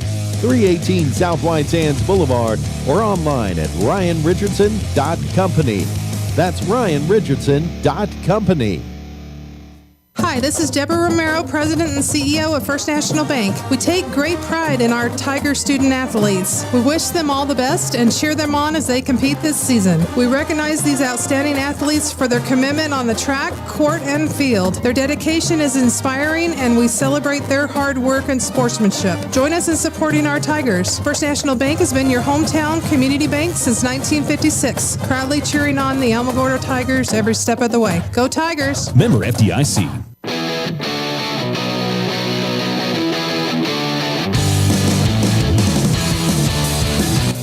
You're listening to Alamo Sports and Talk, 1230-1019, as the Alamogordo Tigers lead 31-25 at halftime. Alamo back out from the locker room at halftime and taking a quick shoot around here with about a minute left on the halftime clock. And the Wildcats, I'm sure, will be back out again shortly as well. One more time, leading scorers for you guys. We'll just run down from the top to the bottom. Julian Favella's got 4. Will Bynum with 2. 3 points for Jacob Ochoa. 2, 4, 6, 8, 9, 12 for Jaden Hernandez. 5 points for Aaron Herrera. 1 point for James Sharp. 2 points for Nate Best. 2 points for Ethan Grinder. For Clovis, 11 points for Joseph Cavazos. And 2 points for Ethan Gutierrez. 2 for Jaden Tapia. 3 for Johnny Molina. 2 for Roddy Cabledew. And 5 points for Mike Clinton. And so the Tigers in their road blacks, gold numerals, white outlining. Wildcats in their home whites with purple numerals and lettering. And we'll switch sides here. Clovis left to right, Alamogordo right to left in half number 2. As Alamo looks for win number 12 on the season, Clovis trying to grab win number 9. And it'll be Alamogordo basketball to begin the second half. Bynum, Favela, Grinder, Hernandez, and Aaron Herrera on the floor to begin things for the Alamogordo Tigers. And it'll be an inbounds for Jaden Hernandez as Jaden will take it out between the circles. Give it up to Bynum at the left wing. Back to Jaden. Jaden working right of the lane. And he'll step back, fire up a jump shot. No good. Rebound. Herrera gets to it. Herrera's put back. That's no good. Ball still being tipped around. Clinton is the one who gets to it. He'll dish it up to Everett. Everett to the right wing. He'll fire up a quick 3. No good. And on the other side, Clinton trying to save it before it goes out of bounds. He will not, and it'll be Alamogordo possession. Clovis looks like they're going to pressure in the backcourt a little bit. I don't know if this is just going to be token or they're going to stay with it. Bynum will give it to Hernandez. Right back to Bynum. Gives it to Favela. Julian will give it to Bynum as the ball's across midcourt now. Bynum right wing extended, goes to Favela in the right corner. Jaden Hernandez top of the key. Hernandez finds Aaron Herrera left wing between the circles. Favela. Right wing Bynum. Good ball movement here from the Tigers. Most of it on the perimeter. Cross-court pass goes to Hernandez left wing. He attacks the lane. Kicks it back. Herrera open for 3. He puts it in. Aaron Herrera with his second 3 of the game. Really nice ball movement by the Tigers. And it's 34-25 with 6:57 to go in the third on the Richardson Motor scoreboard. Ball near midcourt for Everett. Everett attacks the lane, kicks it out right corner. 3 on the way. That shot's no good. Hernandez has got the rebound. Carpenter missed on the shot. Quick outlet up ahead to Herrera, and Herrera gets the lay-in. That was Hernandez on the pass. He makes some wonderful long court passes for the Tigers. Ball out near midcourt in the hands of Everett. Everett gets a screen from Clinton. Ball deflected out of bounds, last off of Alamogordo. And it'll be a near sideline inbounds for the Wildcats. But Alamo with 5 straight points to open the quarter, and their lead has swelled to 11 with 6:28 to go in the third quarter. Inbounds to Clinton. He'll quickly hand it off to Everett, but he left it behind, tracks it down, gets it out to the corner. 3 on the way, and that's no good. Rebound is saved along the baseline by Clovis. Now we've got players on the floor, and it's just a mad scramble at this point. Nobody's really got possession. Hot potato here. And now we've got 4 players on top of Ethan Grinder in the lane. And I'm assuming they called a jump. So it'll be Clovis basketball. But amazing, nobody could really squeeze the ball. It just kept bouncing around, and nobody could really secure it to at least, draw a jump ball. And eventually it did happen, but I think almost every player from each team touched it there. Inbounds, Clinton looking to attack the lane, goes up with the left hand and finishes. Mike Clinton with 7. Alamogordo's got the ball quickly in the front court. Here's Jaden Hernandez. He attacks the bucket to the glass. Layup is good. Very quick decision-making there from Hernandez. The Tigers get it right back and up by 11 again with 5:52 to go. Here's Clinton again working the lane. Spin move. Goes up with the left hand. And a foul going to be called on Grinder.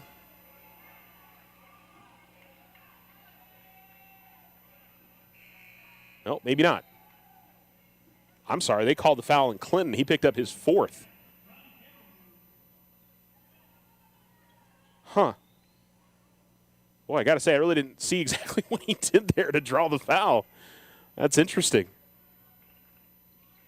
I didn't realize he was on 3 fouls either. Hernandez, top of the key 3, back of the rim, no good. Rebound is secured by Cabledew. Cabledew almost had it knocked away, but then pushes it up the floor. Then we got a foul and an offensive foul called on Clovis as Aaron Herrera got in there and drew the charge.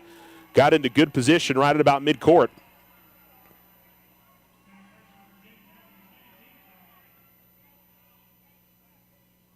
And Clovis not happy with that call. Like I said, the call on Clinton, I don't know.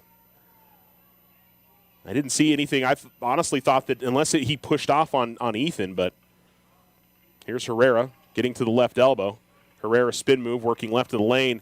There were a couple of defenders, couldn't get the shot to go. Got himself into a really nice position, but just couldn't get it in. Wildcats quickly into the front court. And here's a work into the lane.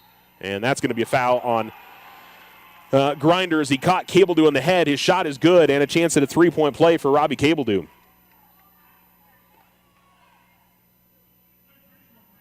Oh, I'm sorry, not Cabledew. Tapia. My apology. I think I just watched Cabledew's expression there, and I thought he had the ball. the strongman thing, but Tapia misses on the free throw. Tigers up by 9. Bynum double-teamed as he brings it in the front court. Finds Herrera. Gives it to Grinder at the right elbow. Ethan looking to post up. Goes up with a tough shot right of the lane. And it's going to be a loose ball controlled by Everett. Now off to the right wing and back to Everett out between the circles. 4:39 to go third quarter. Getting to the free throw line. Everett will fire up the jump shot. That will roll in for him. And his first made bucket of the game.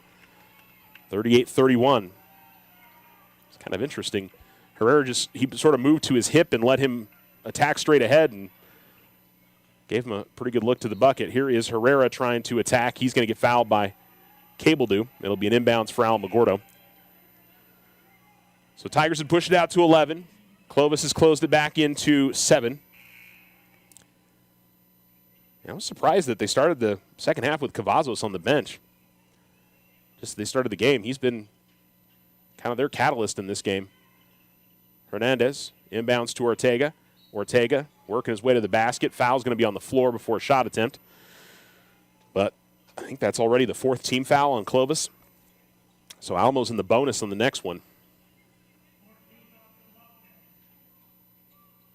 And a good pass to Best. Tigers on the inbounds along the baseline have been fantastic in this game. Nate with his second bucket, and it's 40-31. Cavazos with the basketball. Finds Everett. Everett gets to the left elbow into the lane. Slashes and misses on the lane attempt. Best has got the rebound and almost lost it out of bounds. Somehow it comes to Hernandez, but Jaden couldn't control it at the far sideline. He loses it out of bounds, and it'll go back to Clovis. Oh, they got some grease on the ball or something for both sides. It just seems to be a little bit of trouble of holding on to the ball at times. Cavazos at the right wing. He looks to attack. Cavazos had the ball deflected, but it eventually gets out to Brown in the corner, and he's able to control it. Cabledew at the free throw line. Goes out to the left wing. 3 on the way is up and good as Clifton Brown makes the 3. 6-point game. Herrera working left of the lane. Now going to fire up the jump shot, and that's no good. Rebound grabbed by Curry. He'll give it ahead to Brown. Brown pushes into the front court. Brown attacks, goes up, shot no good. Curry gets the rebound, and then Curry is going to be fouled. We'll see if they call that in the act of shooting. It looked like he was going to pass, but that's always a difficult one to call, and it looks like they will say in the act of shooting for Curry. Curry is relacing his shoe. 3:19 to go in the third, so as we've seen throughout this game, Alamo has had some runs, but Clovis has not let the Tigers run away. 5-point lead at half for Alamogordo, or 6-point lead at half for Alamogordo. That's where it sits at the moment.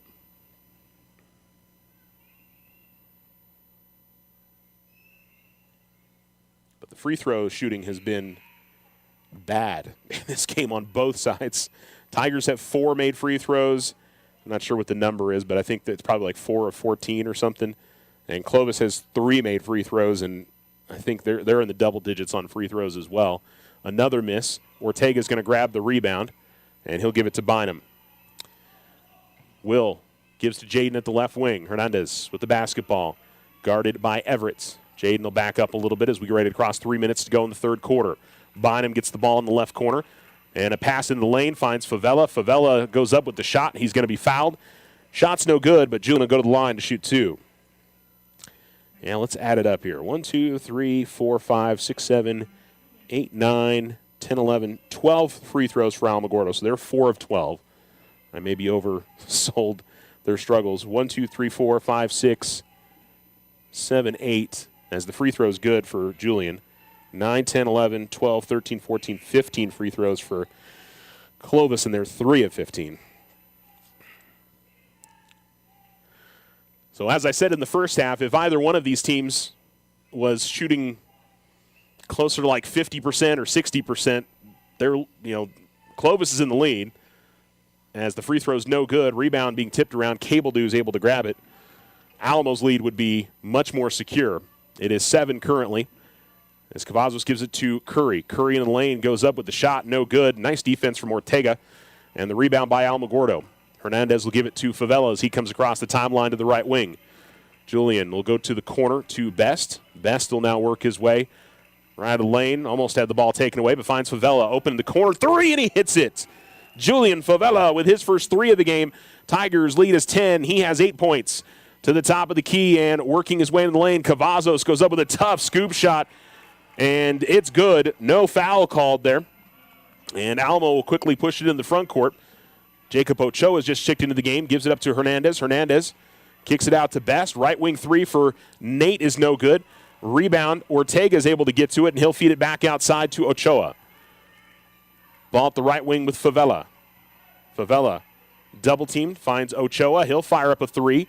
Back of the rim, no good. Rebound tipped around, and we've got a whistle and a foul on Alamogordo.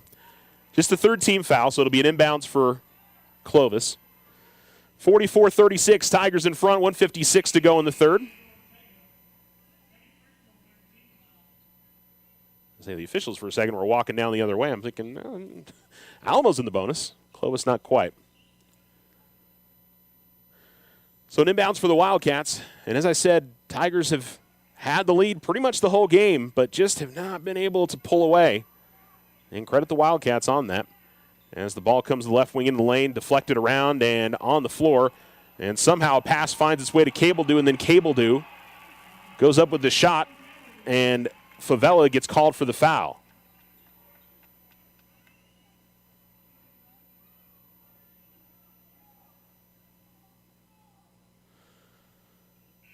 So Cabledew to the line.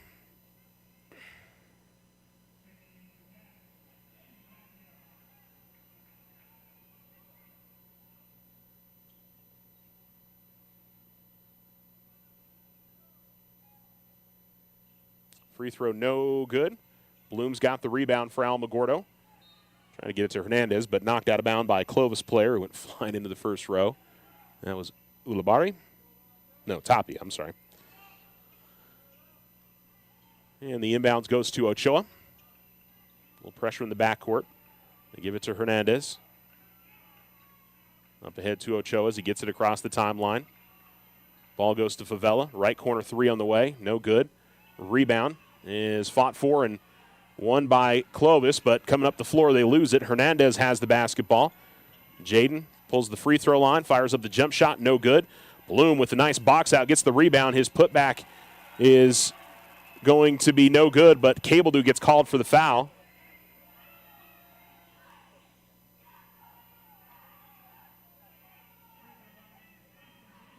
Nope, I checked that. That is Everett gets called for the foul, so it was not. Cabledew thought he had a clean block, and it looks like he did, but it was Everett who had his hand on Bryson's arm. So that's one of those you got to wait and see who the foul's called on before you get upset, right?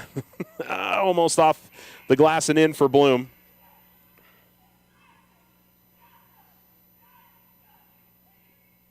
I don't know why more guys don't try that, go off the glass on free throws. And he makes it in off the glass. That's good stuff. Sub for Alamogordo off the made free throw. 45-38. Bloom checks out of the game for the Tigers. 1:14 to go, third quarter on the Richardson Motor scoreboard. Inbounds to Everett, then goes to Brown. Alamo some pressure in the backcourt. Cavazos now back to Brown. He comes up the middle of the floor, finds Cavazos. Cavazos, nice feed to the baseline, finds Cabledew. And that was well done by Clovis to break the pressure. And it's a 5-point game, 45-40. Herrera gives it up to Ochoa. Ochoa goes to Hernandez, who finds Best underneath. Best with the lay-in. So Alamo answers right back, breaks the press. 6 points for Nate Best. And to the top of the key, Cavazos had the ball knocked away from behind from Favela, but they're going to call the foul on Favela. 43 seconds remaining, and that is the 5th team foul, so Cavazos will go to the line to shoot 2. And as we said, the free throw line has been a journey for both teams tonight, probably more so for Clovis. But if you start hitting them here in the second half, that obviously you can forget about everything that happened before. And Cavazos steps up and hits the first. He is 2 of 4 at the line.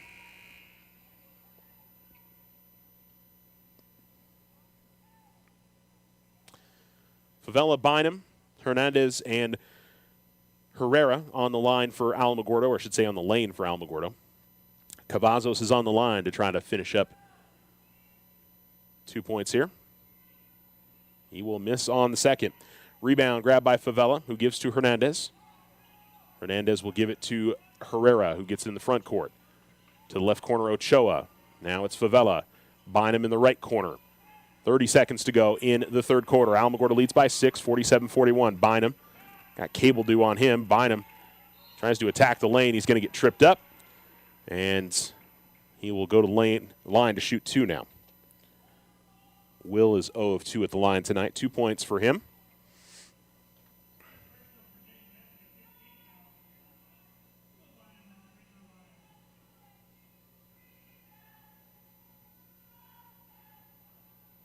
And Bynum will swirl in the first. One more for him.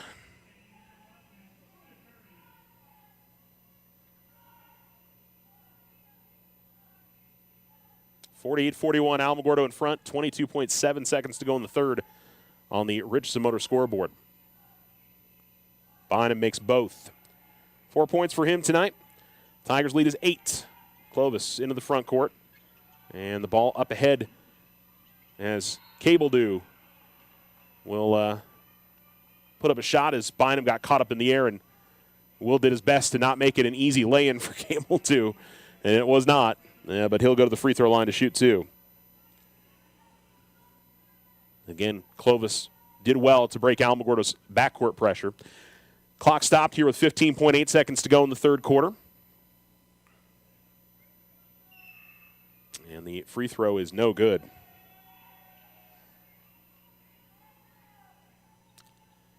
Now, I think no doubt the foul trouble for Clovis has affected them as well. Mike Clinton has been sat for a good portion of the second quarter and has been out for most of this third quarter with 4 fouls.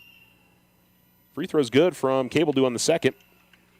And it's 49-42. Alamo's got some time here to get a shot. Bynum, pressured, gets it up ahead to Herrera. Herrera finds Hernandez. Hernandez to the basket, lays it up and in with 8 seconds remaining. 16 for Hernandez, 5 seconds remaining. Ball quickly in the front court. Here's Cavazos. Cavazos, right wing, fires up a 3. It's no good. And that's the end of the third quarter. Alamo pushes their lead out to 9 after 3 on the Richardson Motor scoreboard, 51-42. You're listening to Tiger Basketball on Alamo Sports and Talk. The Winner's Circle has been outfitting champions for over 50 years in Otero County. Established in 1970 by our Gigi and Big John.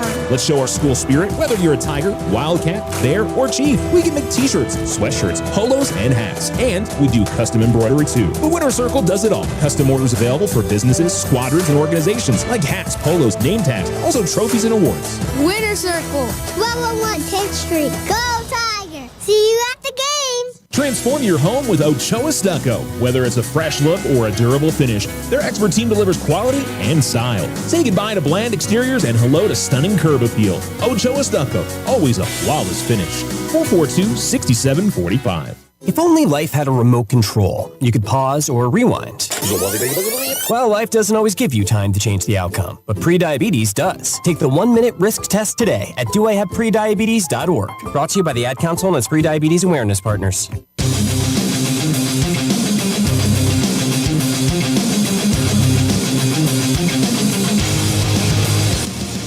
The Tigers will have the basketball to begin the fourth quarter. They're up by 9. They'll bring out Bynum, Ochoa, Grinder, Aaron Herrera, and I believe Jaden. Indeed. Inside they go to Grinder. Grinder's shot is just going to fall off. Rebound is tipped out. Got a good look inside from Ethan, but just didn't fall. And here comes Clovis the other way. Everett in the front court is able to find Brown. Now back to Everett, out to the corner.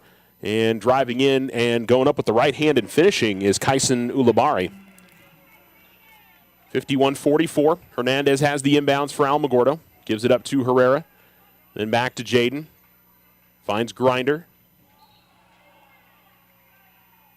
And Grinder was upset, I don't know if with himself or with one of his teammates, but was expecting somebody to maybe move in a particular direction and did not. And so Alamo with an unforced error there. And I believe Nate Best back onto the floor here for Alamogordo. Brown will give it to Everett. Back to Brown. Ball still in the backcourt.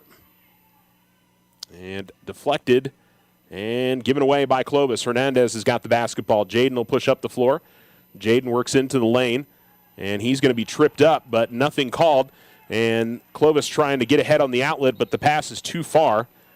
And Alamogordo will get it back. You know, Coach Bowman thought that Jaden got fouled on that trip up. 7:05 to go in the fourth. Alamo's lead is 7. As Bynum's got the basketball in the backcourt. Feeds to Ochoa at the near sideline. Jacob will bring it across the timeline. Cross-court pass stolen away. And losing it on the floor is Curry. We'll get a tie-up as Nate Best slid in there and got on the floor to draw the tie-up. It'll still be Clovis possession, but Alamo gets the possession arrow back. 6:51 to go, fourth quarter. This one's still in doubt for sure. Both teams with all 4 timeouts.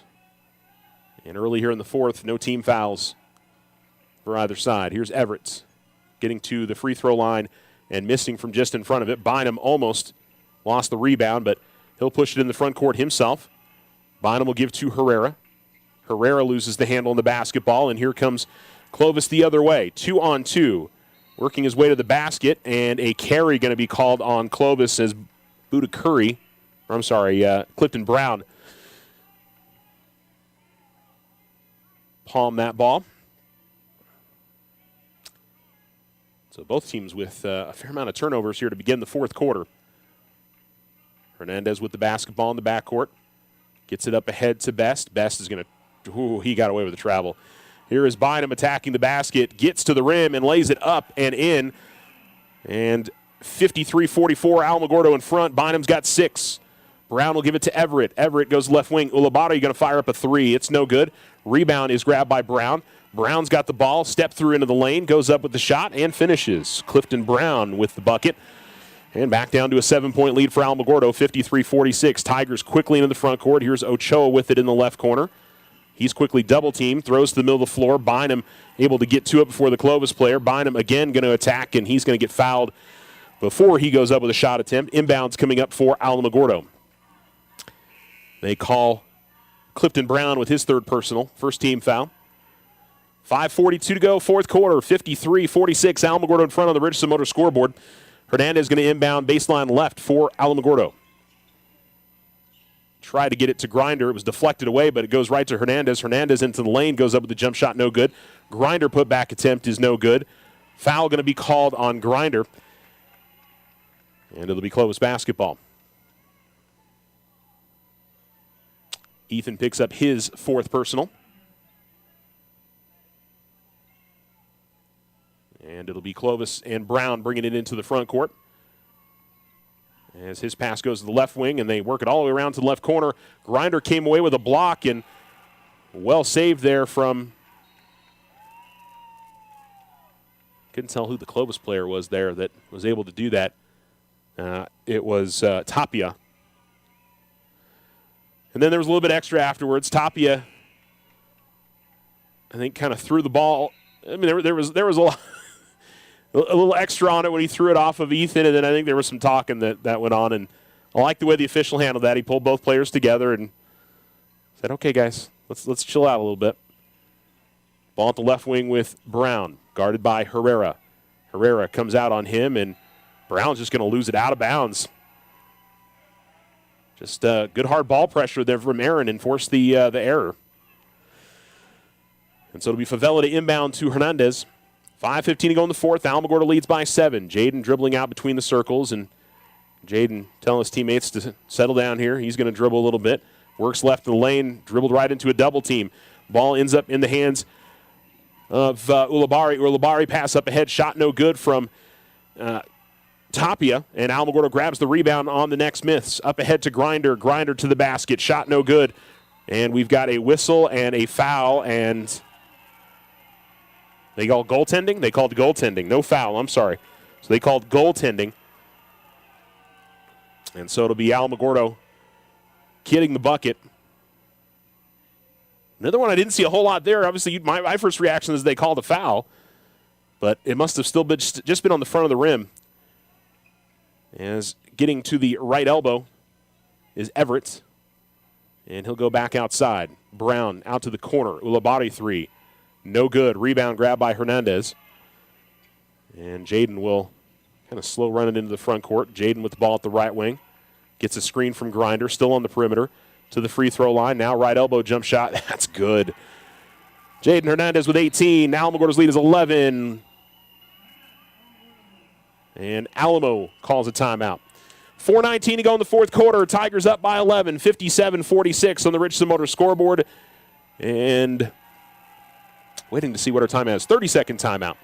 Or did we get it? Did I just see a technical foul?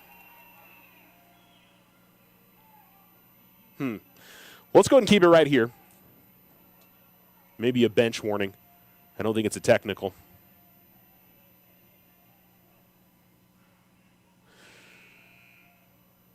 So in the fourth quarter, Tigers trying to put this one away.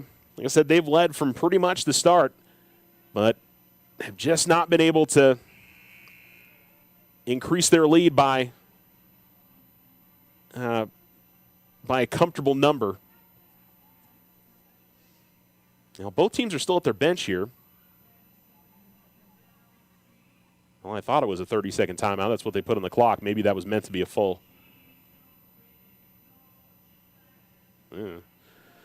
Clovis has got, it looks like their players are sitting. Alamo's players are standing, so I'm going to assume that it was a full timeout.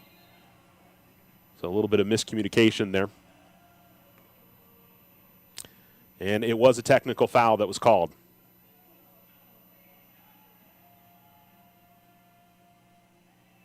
So it'll be Bynum to shoot free throws here for Alamogordo.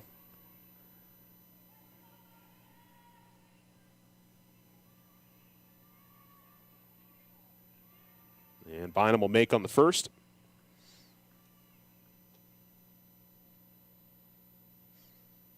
(58-46). And I think Alamogordo will have possession. We'll see. And he makes both. Usually that's how that works out of a technical. And, yes, Alamogordo has the possession. Yeah, that's a killer with 4 minutes to go that Alamo gets a couple of free throws and the basketball. Hernandez gets the ball inside, working right in the lane, puts up a tough shot inside on Clinton. Good defense from Clinton with 4 fouls. Into the front court quickly here. Ball goes to the right corner. Curry, his pass to the middle lane, finds Cavazos. Cavazos shot no good. The battle for the rebound going to be won by Clovis. Top of the key 3 just swirls out. And then inside, put back attempt by Cavazos is good. So the extra chances there help Clovis. Long length of the court pass is going to be deflected out of bounds. Last off of, they're going to say Alamogordo. And so Clovis gets it right back. 3:42 to go in the fourth. Tigers trying to push the tempo there. Maybe don't need to do that in that spot. You can sort of have the momentum. Tigers with some backcourt pressure with Herrera and Bynum. Curry will get it up ahead. Now they double team Everett. Everett gets it up ahead And a nice feed to Clinton. Clinton goes up with the shot attempt. And the shot is no good. Clinton's probably lucky he didn't pick up a technical because he was kind of making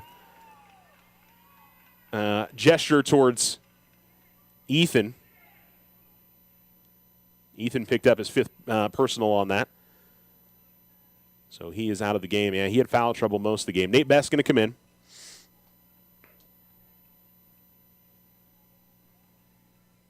As Clinton goes to the line. And he will miss, which for Clovis, that'll be the thing. I think that they look at their stat line. Did they add a point? Wasn't it 59-48 a second ago? Free throw's good. 59-50. Have to go back and look. I think the score is right, but it seemed like they gave him one on the first. Tigers across the timeline. Hernandez. He's getting double teamed. Finds Favela. Nice one-touch pass to Best, and Best will lay it up and in. And a timeout going to be called by Alamogordo. 3:15 to go, fourth quarter. 59-50. Okay, they took a point off. I was going to say, I was like, wait a minute. I wanted to make sure I wasn't crazy there. I mean, I am crazy, but not for that reason.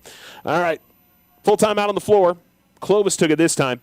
And we'll take a break. You're listening to Alamo Sports and Talk, 1230, 1019. New year, new score, new you. Start 2026 with confidence because your credit score matters. At OFCU, we make it easy to check, improve, set goals, and take control of your financial future with Credit Score. Enroll online in the digital banking app or at oterofcu.org today and make this the year you shine. A better credit score means a better you. Other restrictions may apply. Federally insured by NCUA. Our success is our success. We belong to you. Ryan Richardson Motor Company wishes the Tigers an amazing winning season. May your efforts match your dreams. Buy, sell, or trade late model cars, trucks, and SUVs. Financing available. Stop by for a test drive and score an amazing deal with Ryan Richardson Motor Company. 318 South White Sands Boulevard or online at ryanrichardson.company. That's ryanrichardson.company.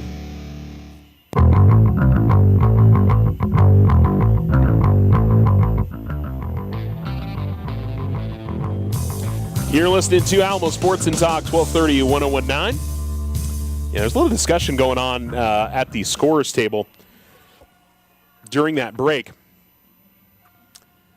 Like I said, they did take the point off because they accidentally added one when Clinton was at the free throw line. That's where he would add 2.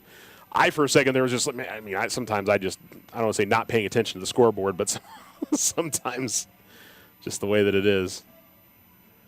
So Alamogordo's going to, and Alamo should, so they're changing it now. Alamo should have 61.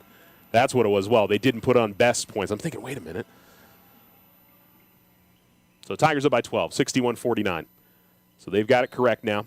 Alamo running some full court pressure here as Curry gets it up to the midcourt line. Now driving, Everett kicks it outside to Curry. Curry in the left corner will go to the left wing. Cross-court pass finds Tapia. Tapia fires a 3, no good.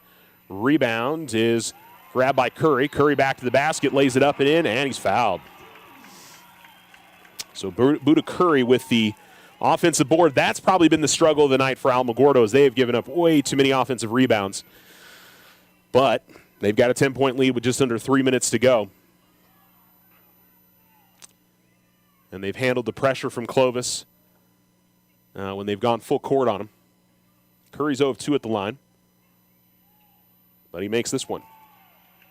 So he finishes off the three-point play, makes it a 9-point difference again. Best gets the inbounds, gives it to Favela. Julian in the backcourt. Julian gets it up ahead to Nate. Nate will find Aaron at the left wing. Aaron will go to Favela, who's in the lane. Favela to the basket. Layup attempt no good. Rebound tipped around up in the air, out of bounds, last off of Clovis. So Alamo will keep the possession. 2:38 to go, fourth quarter. Tigers up by 9. Inbounds to Bynum in the left corner. Bynum will give it to Herrera, top of the key. Herrera gives to Best. Right back to Herrera. Catch and shoot, no good. Rebound. Cavazos has got it. Cavazos up ahead to Clinton. Clinton tried to dunk it down, but missed. Alamogordo will go fast break the other way. Bynum to the basket. Ball's going to be knocked out of bounds. Last off of a Clovis player. Well, I don't know how many times I've seen that over the years for both Alamogordo teams and whoever they're playing, especially in a key moment like this. I mean, obviously you want to get a dunk. It's an exciting thing to get in a high school basketball game, but need the points. Inbounds goes to Favela. Favela will dribble out and try to find somebody to go to. Eventually finds Herrera. Herrera working right of the lane, has his shot blocked out of bounds by Cable Dew. And it'll be a baseline right inbounds here for Alamogordo. 2:06 to go in the fourth quarter. Tigers will keep taking this. Taking some time off the clock. Inbounds to Favela. Favela almost lost the basketball. Gives it to Herrera. Right wing three. Front of the rim, no good. Rebound out to the corner to Hernandez. And Jaden will bring it out to midcourt and reset with 1:58 to go here in the game. Hernandez goes to the right wing, fires up the shot. That is no good, and we've got a whistle and a foul going to be called on the shot attempt for Jaden as they whistle Everett for the contact, and Hernandez will go to the line to shoot two. Jaden 1 of 2 at the line, now make it 2 of 3 as he makes the first. So the Tigers closing in on grabbing a road win here at Clovis. Second one's no good, and he'll shoot one more.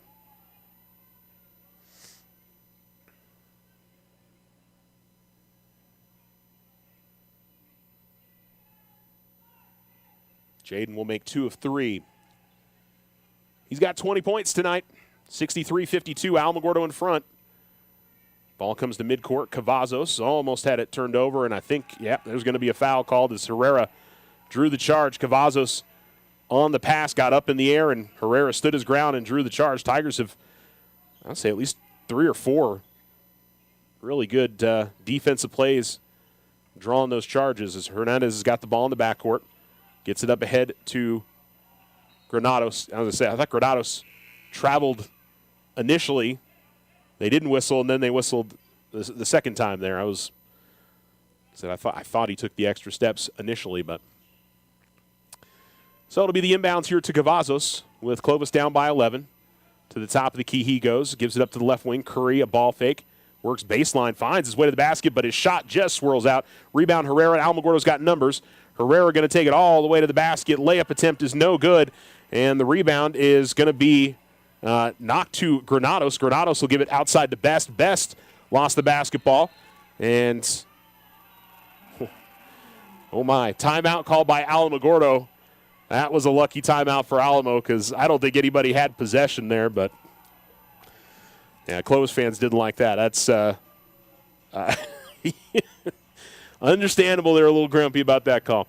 All right, we'll go to commercial break.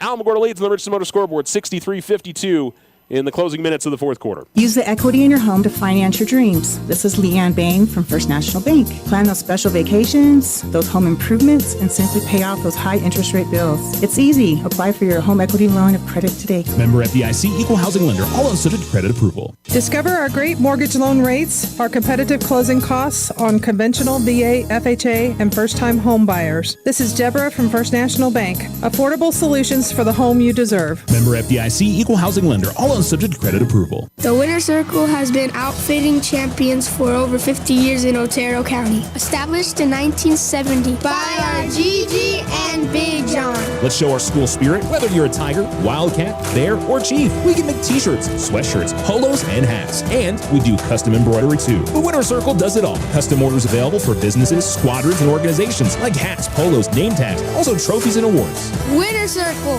1201 10th Street. Go Tiger! See you at the game!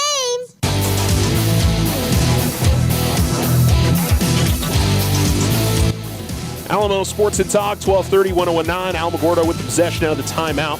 1:13 to go in this game. 63-52, Alamogordo in front. Clovis going to pressure hard on the inbounds as Bynum having trouble getting in. He's going to throw it in the backcourt, and Hernandez will have to go and track it down. That's okay, though. A little bit of time to bring in the front court, take some time off the clock. Hernandez goes to the top of the key, slips down, but was able to pass it away to Bynum beforehand. Will's going to go to the right corner to Julian, then back to Will. And the Tigers no rush here to do anything, as I think they're going to call a foul on Clovis, and I believe it. Oh, they're going to say Julian got fouled. So I guess when he was passing it to Will? Huh, okay. So Julian gets to go to the line. If he can make a couple here, he can get into double figures with 10. But he's going to miss on the first. Tigers not putting anybody on the lane.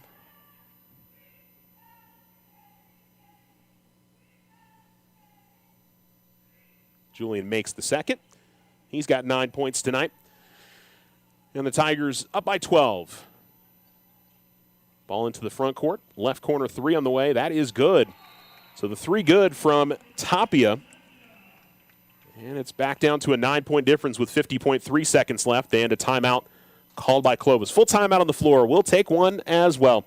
50.3 seconds remaining with the Tigers leading 64-55 on the Richardson Motors scoreboard. Join the fantastic team at Ochoa Stucco. Full-time positions, on-the-job training, and competitive pay. Start a career in construction. Message Ochoa Stucco on Facebook or call 575-442-6745 to schedule an interview. I didn't ask to be thrown in the streets, but I did ask for help, and Covenant House was there for me. For these kids who didn't ask to be put in this unthinkable situation, Covenant House is there. To learn more, go to safeplacetosleep.org today. New year, new score, new you. Start 2026 with confidence because your credit score matters. At OFCU, we make it easy to check, improve, set goals, and take control of your financial future with Credit Score.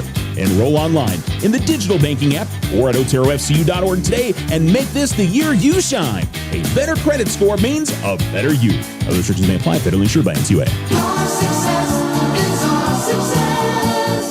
We belong to you.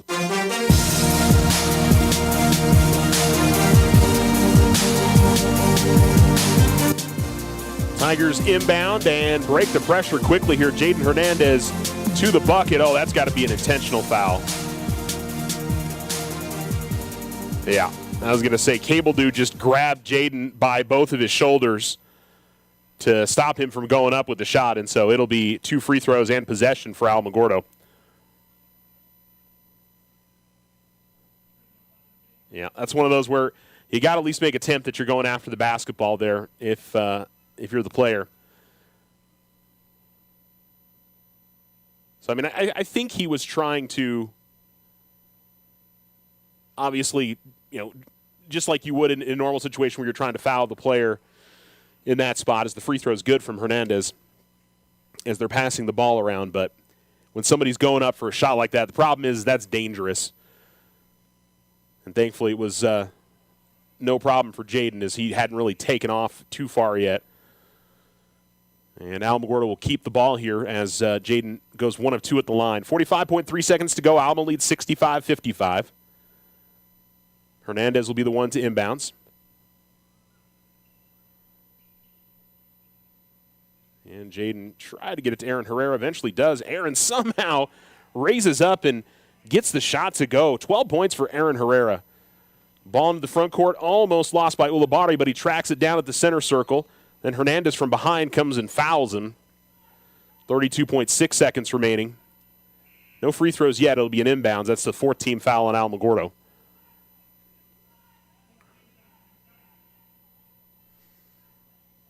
Yeah, it's definitely what Alamogordo doesn't want here is fouls and putting Clovis at the line with a chance to cut into the lead with no time running. Big screen set out top as Ochoa went, or I should say Granados went hard to the ground. And I believe they did call an illegal pick. Yeah, Matthew does not look, he looks a little worse for wear there. I think somebody needs to get him off the floor. No, they called the foul on Alamogordo. I'm sorry. So Favela gets called for a foul when Curry was going to the basket. so it was not on the screen. And so Curry will shoot 2.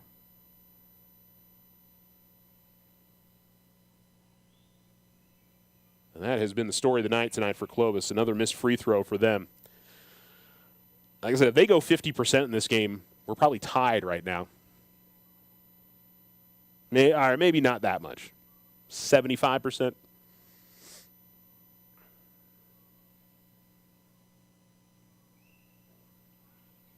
Free throw is just going to roll off the rim. And a left wing 3 is going to be good. Alamogordo with a quick inbounds. Hernandez able to push it into the front court. And the Tigers are going to lose it out of bounds as Ochoa fell backwards, and it's not going to make a difference at the end of the day, but now the officials are talking things over here.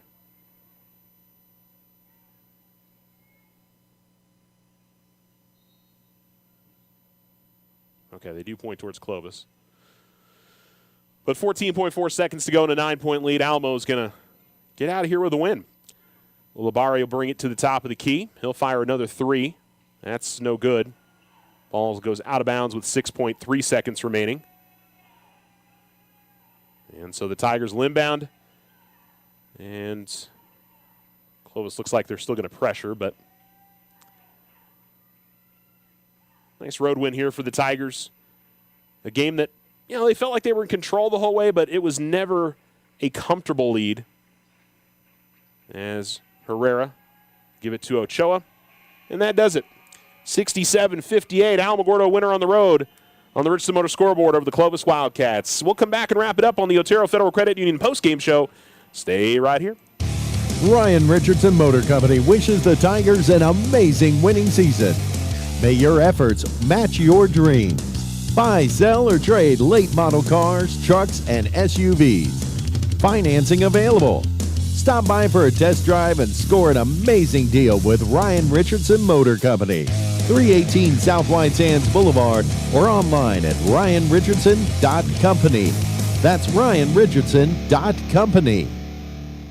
Hi, this is Deborah Romero, President and CEO of First National Bank. We take great pride in our Tiger student athletes. We wish them all the best and cheer them on as they compete this season. We recognize these outstanding athletes for their commitment on the track, court, and field. Their dedication is inspiring, and we celebrate their hard work and sportsmanship. Join us in supporting our Tigers. First National Bank has been your hometown community bank since 1956, proudly cheering on the Alamogordo Tigers every step of the way. Go Tigers! Member FDIC. The Winner's Circle has been outfitting champions for over 50 years in Otero County. Established in 1970 by our Gigi and Big John. Let's show our school spirit, whether you're a Tiger, Wildcat, Bear, or Chief. We can make t-shirts, sweatshirts, polos, and hats. And we do custom embroidery too. The Winner's Circle does it all. Custom orders available for businesses, squadrons, and organizations like hats, polos, name tags, also trophies and awards. Winner's Circle, 1201 10th Street. Go Tiger! See you at the game! Looking to transform your home's exterior? Meet Rudy Ochoa. With years of experience in stucco, Rudy and his crew deliver quality craftsmanship and stunning flawless finishes. 575-442-6745. We are the Veterans Health Administration, and our hands provide life-changing care to over 9 million veterans across more than 1,200 facilities nationwide. Join hands with us to make an impact in your community. Learn more at vacareers.va.gov. New year, new score, new you. Start 2026 with confidence because your credit score matters. At OFCU, we make it easy to check, improve, set goals, and take control of your financial future with Credit Score. Enroll online in the digital banking app or at oterofcu.org today and make this the year you shine. A better credit score means a better you. Other restrictions may apply. Federally insured by NCUA. Our success is our success. We belong to you.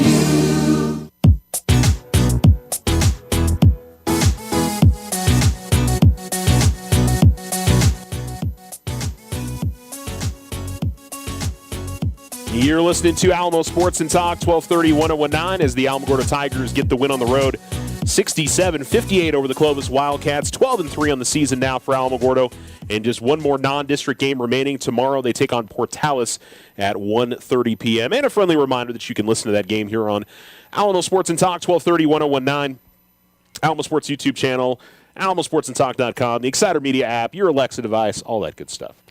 This is the Otero Federal Credit Union postgame show. Tigers get 21 points tonight from Jaden Hernandez, 12 from Aaron Herrera, 9 points from Julian Favela, 8 each from Will Bynum, and Nate Best had a really good game for the Tigers. 4 points for Ethan Grinder, 3 for Jacob Ochoa, and 1 point each for James Sharp and for Bryson Bloom. For Clovis, they were led by Joseph Cavazos, who had 16 points tonight. And let's see, 8 points for Mike Clinton.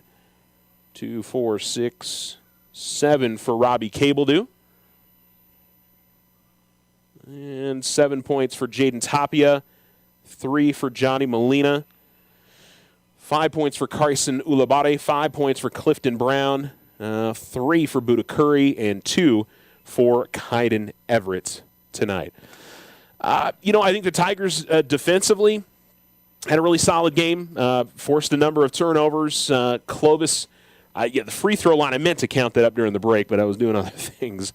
1, 2, 3, 4, 5, 6, 7, 8, 9, 10, 11, 12, 13, 14, 15, 16 missed free throws tonight, and they only made 7. So 7 of 23 at the line. It is high school basketball. That's not something really unusual. Tigers were better at the line, certainly much better in the second half. They missed their first 5 in the first quarter and then ended up making 3, 4, 5, 6, 7, 8, 9, 10, 11, 12, 13, 14 free throws. And they probably ended up above 50% on the night. So overall, not bad for the Tigers there. Offensive rebounding, I think, was where Alamo struggled a bit. Clovis didn't shoot the ball especially well. They got some pretty good looks and couldn't finish. And I think certainly, I think Mike Clinton picking up foul trouble had a difference. But I'd say Ethan Grinder being in foul trouble, too, made a difference in the game for Alamo. So kind of, balanced out there at the end of the day. And then Jaden Hernandez just doing what, he normally does. He is such a dangerous offensive player for the Tigers. And he's also such a great facilitator, too. He passes the ball and gives Alamogordo, especially in fast break opportunities, makes some wonderful plays. And then, the typical kind of grinded out sort of games like from Aaron Herrera. I'll tell you what, if Aaron was about 5 inches taller, the guy, he plays like a post player. And if he had a little bit more height on him, boy, I'd say what he does a great job with the height that he has. But I'm so impressed with what he does among the trees. I mean, if he had, maybe he's not the same player if he's got that extra height and girth on him. So I don't know, but I'm always so impressed with guards that can play like post players, rebound, fight hard, and underneath, and just he moves so well in small spaces. Is what I feel like I'm impressed by. You feel like there's no way he's going to get to the basket there, and somehow he just sort of works his way there and gets a good look a lot of the time. So kudos to him for sure. And Julian Favela had another solid game. Nate Best, I thought, played really well tonight. He got a few more minutes, I think, with some foul trouble, but Alamo ran their inbound plays especially well. Clovis did not defend Alamo's inbound plays on the baseline well. I think Alamo probably had, I'd say, 10 to 12 points on just really easy buckets, which, that's almost the difference in the game there. But nice win for the Tigers. It's a long road trip. This has not been a place that Alamo has had a ton of success at Clovis in basketball. So I think the last time we were here, they lost a really close game, and it was kind of contentious, and there were, technicals, I think, called after the game in that one. And we did see a technical in this game, but it was on the Clovis bench. And so for Alamo, a solid win.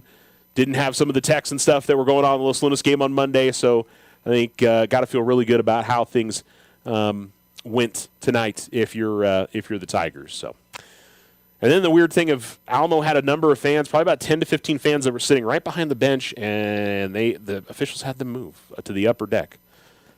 I don't know, because there were still a few Alamogordo fans that were sitting behind the bench. You can obviously notice who's cheering for who when things are happening on the floor, but yeah, I'll have to ask around about that. I wasn't, obviously, you're not down there on the floor. You have no idea what exactly leads to some of that stuff. Okay, that's going to do it for our broadcast tonight. Thanks again to all of our sponsors, Otero Federal Credit Union, the Winner's Circle, Ochoa Stucco, First National Bank, and Richardson Motor Company, Ryan Richardson Motor Company.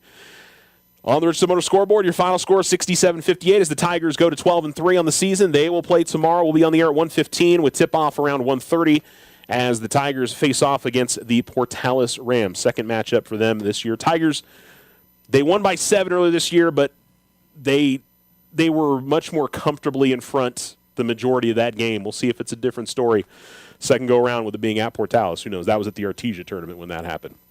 Have a good night, everybody, and thanks for tuning in to Tiger Basketball here on Alamo Sports and Talk, 1230, 1019. We'll be on the air tomorrow and hope that you'll tune in then. So you think drinking alcohol can't hurt you? It'll mess you up big time. Say adios to large chunks of your brain. Major damage is already being done. Other parts of your body are getting wrecked, too. Forget about sports, forget about school, forget about doing much of anything. Underage drinking freaks out your body, messes up your life. Sponsored by the NMDOT. What is dedication? My daughter started making necklaces. She makes what we call affirmation fashion. I tell her every day that your black is beautiful. Your black is beautiful. And if there's anything better than being beautiful, it's being smart. And if there's anything better than being smart, it's being kind. And reaffirming that every day is our method of making sure her chin never drops. My dad wasn't around, and I remember riding a bike and falling off and cutting myself, and me never just wanting to get back on it. People ask, how your children learn how to ride a bike, and you didn't. I didn't teach them. I just created an environment where they taught themselves, and all I had to do was be there. That's dedication. Visit fatherhood.gov to hear more. Brought to you by the U.S. Department of Health and Human Services and the Ad Council. Once upon a time, our family had trouble with pests around our home. Did you know that stinging insects send tons of people to the hospital? And teeny ticks and mosquitoes can be all around the yard. Their bites can make people and their pets sick. Mice, rats, and roaches need food and water just like us. You do not want them to visit. They can spread disease and make it hard to breathe. I'm sure glad this story has a happy ending. Learn how to protect your family at pestworld.org. A public service message from the National Pest Management Association. To frighten you into calling. I'm not here to do that. Tax Relief Advocates is different. TRA is here to tell you that if you owe money to the IRS, whether it's $5,000, $50,000, or $500,000, we have a solution. It doesn't matter if you're sitting in your car, at work, or with your kids. No matter where you are, call now. 800-575-6759. Don't lose hope. TRA can eliminate or reduce what you owe to the IRS. Generous programs are now available that can give you a fresh start. Our passion is taxes and helping individuals fix their IRS problems. We have over 1,000 5-star reviews on Google and an A+ with the Better Business Bureau. You don't need to be afraid of the IRS any longer. End your tax nightmare today by visiting us online at TRA.com or call 800-575-6759. That's 800-575-6759. Tax Relief Advocates. Real solutions for real people. Hey, it's Greg McElroy from the Always College Football Podcast. Check out our current episode. We break down the national championship game in every possible way. Download it anywhere you get your podcasts. Sunday, the NFL playoffs roll on with a win-or-go-home divisional showdown on ESPN. The pressure's starting to ramp up. Feeling that daunting defense in Houston Hart as C.J. Stroud and the Texans look to level up on the road in Foxborough. Feeling Drake May out to prove the new era Patriots have arrived and are ready to restore championship glory to New England. A trip to the AFC Championship game on the line. Feeling Texans-Patriots, Sunday at 3 p.m. Eastern on ABC and ESPN. Also streaming on the ESPN app. Hey, it's Evan Cohen. Coming up Monday, we'll react to the divisional round of the NFL playoffs and get you ready for the national championship game. It's at Sportsmanlike, 6 a.m. Eastern, right here on ESPN Radio, ESPN2, and ESPNU. ESPN presents the NHL Stadium Series in a most unexpected place. A hockey takeover of Tampa, Florida and Raymond James Stadium. Where the Boston Bruins collide with the Tampa Bay Lightning. Two teams take their shot at a one-of-a-kind game. The 2026 Navy Federal Credit Union NHL Stadium Series. Bruins, Lightning, Sunday, February 1st at 6:30 Eastern on ESPN and the ESPN app. Amber and Ian. Have you ever sent a text message to the wrong person and it really embarrassed the ever-loving hell out of you? I have a feeling this has happened to Everybody right on planet Earth. now. My wife's looking at me like, you are the biggest Neanderthal. She's like, why did I marry you? I've been stuck with you for over 2 decades. I swear, it's moments like this where my wife is looking at me going, I got to get a better version. Amber and Ian, weeknights at 7 Eastern on ESPN Radio. You're listening to Alamo Sports and Talk, KRSY 1230 AM and K270CS 1019 FM, Alamogordo. This is Sports Center. Plenty of action across the association. I'm Q Myers. Got some games that have gone final. The Clippers, it took overtime, but they beat the Raptors 121-117. James Harden had 31 points and 10 assists for LA. The Nets, they got by the Bulls 112-109. Michael Porter Jr., 26 points, 7 rebounds for Brooklyn. And the Cavaliers, they topped the 76ers 117-115. Very entertaining game, even though Philadelphia came up a little bit short. Joel Embiid, 33 points on the night. The Pacers, they picked up their 10th victory of the season, beating the Pelicans 127-119. Zion Williamson in a losing effort at 27 points, 6 rebounds, and 8 assists. In Major League Baseball, the Mets, in a quick pivot after failing to sign Kyle Tucker, have agreed to a 3-year, $126 million contract with infielder Bo Bichette, sources confirmed to ESPN on Friday. The deal, which is pending a physical, includes player opt-out clauses at the first and second seasons, does not include any deferred money, giving the contract a straight average annual value of $42 million. And in the NFL, Seahawks coach Mike McDonald said on Friday he's really optimistic Sam Darnold will play Saturday against the 49ers despite a new oblique injury. In his final comments of the week before the game against the 49ers, he said, and he left open the possibility that the injury could take a turn either before or after the 8 p.m. Eastern kickoff time. For more scores and analysis, check out ESPN.com and the all-new ESPN app. Coming up, more Game Night with Andrew Sachunas and me, Q Myers, here on ESPN Radio. Right now on the ESPN app, you can listen to ESPN Radio streaming live 24/7, 365. Plus, you can use the ESPN app to access ESPN Plus, giving you more games, more to read, and more to watch. Download the ESPN app today and take ESPN and ESPN Radio everywhere.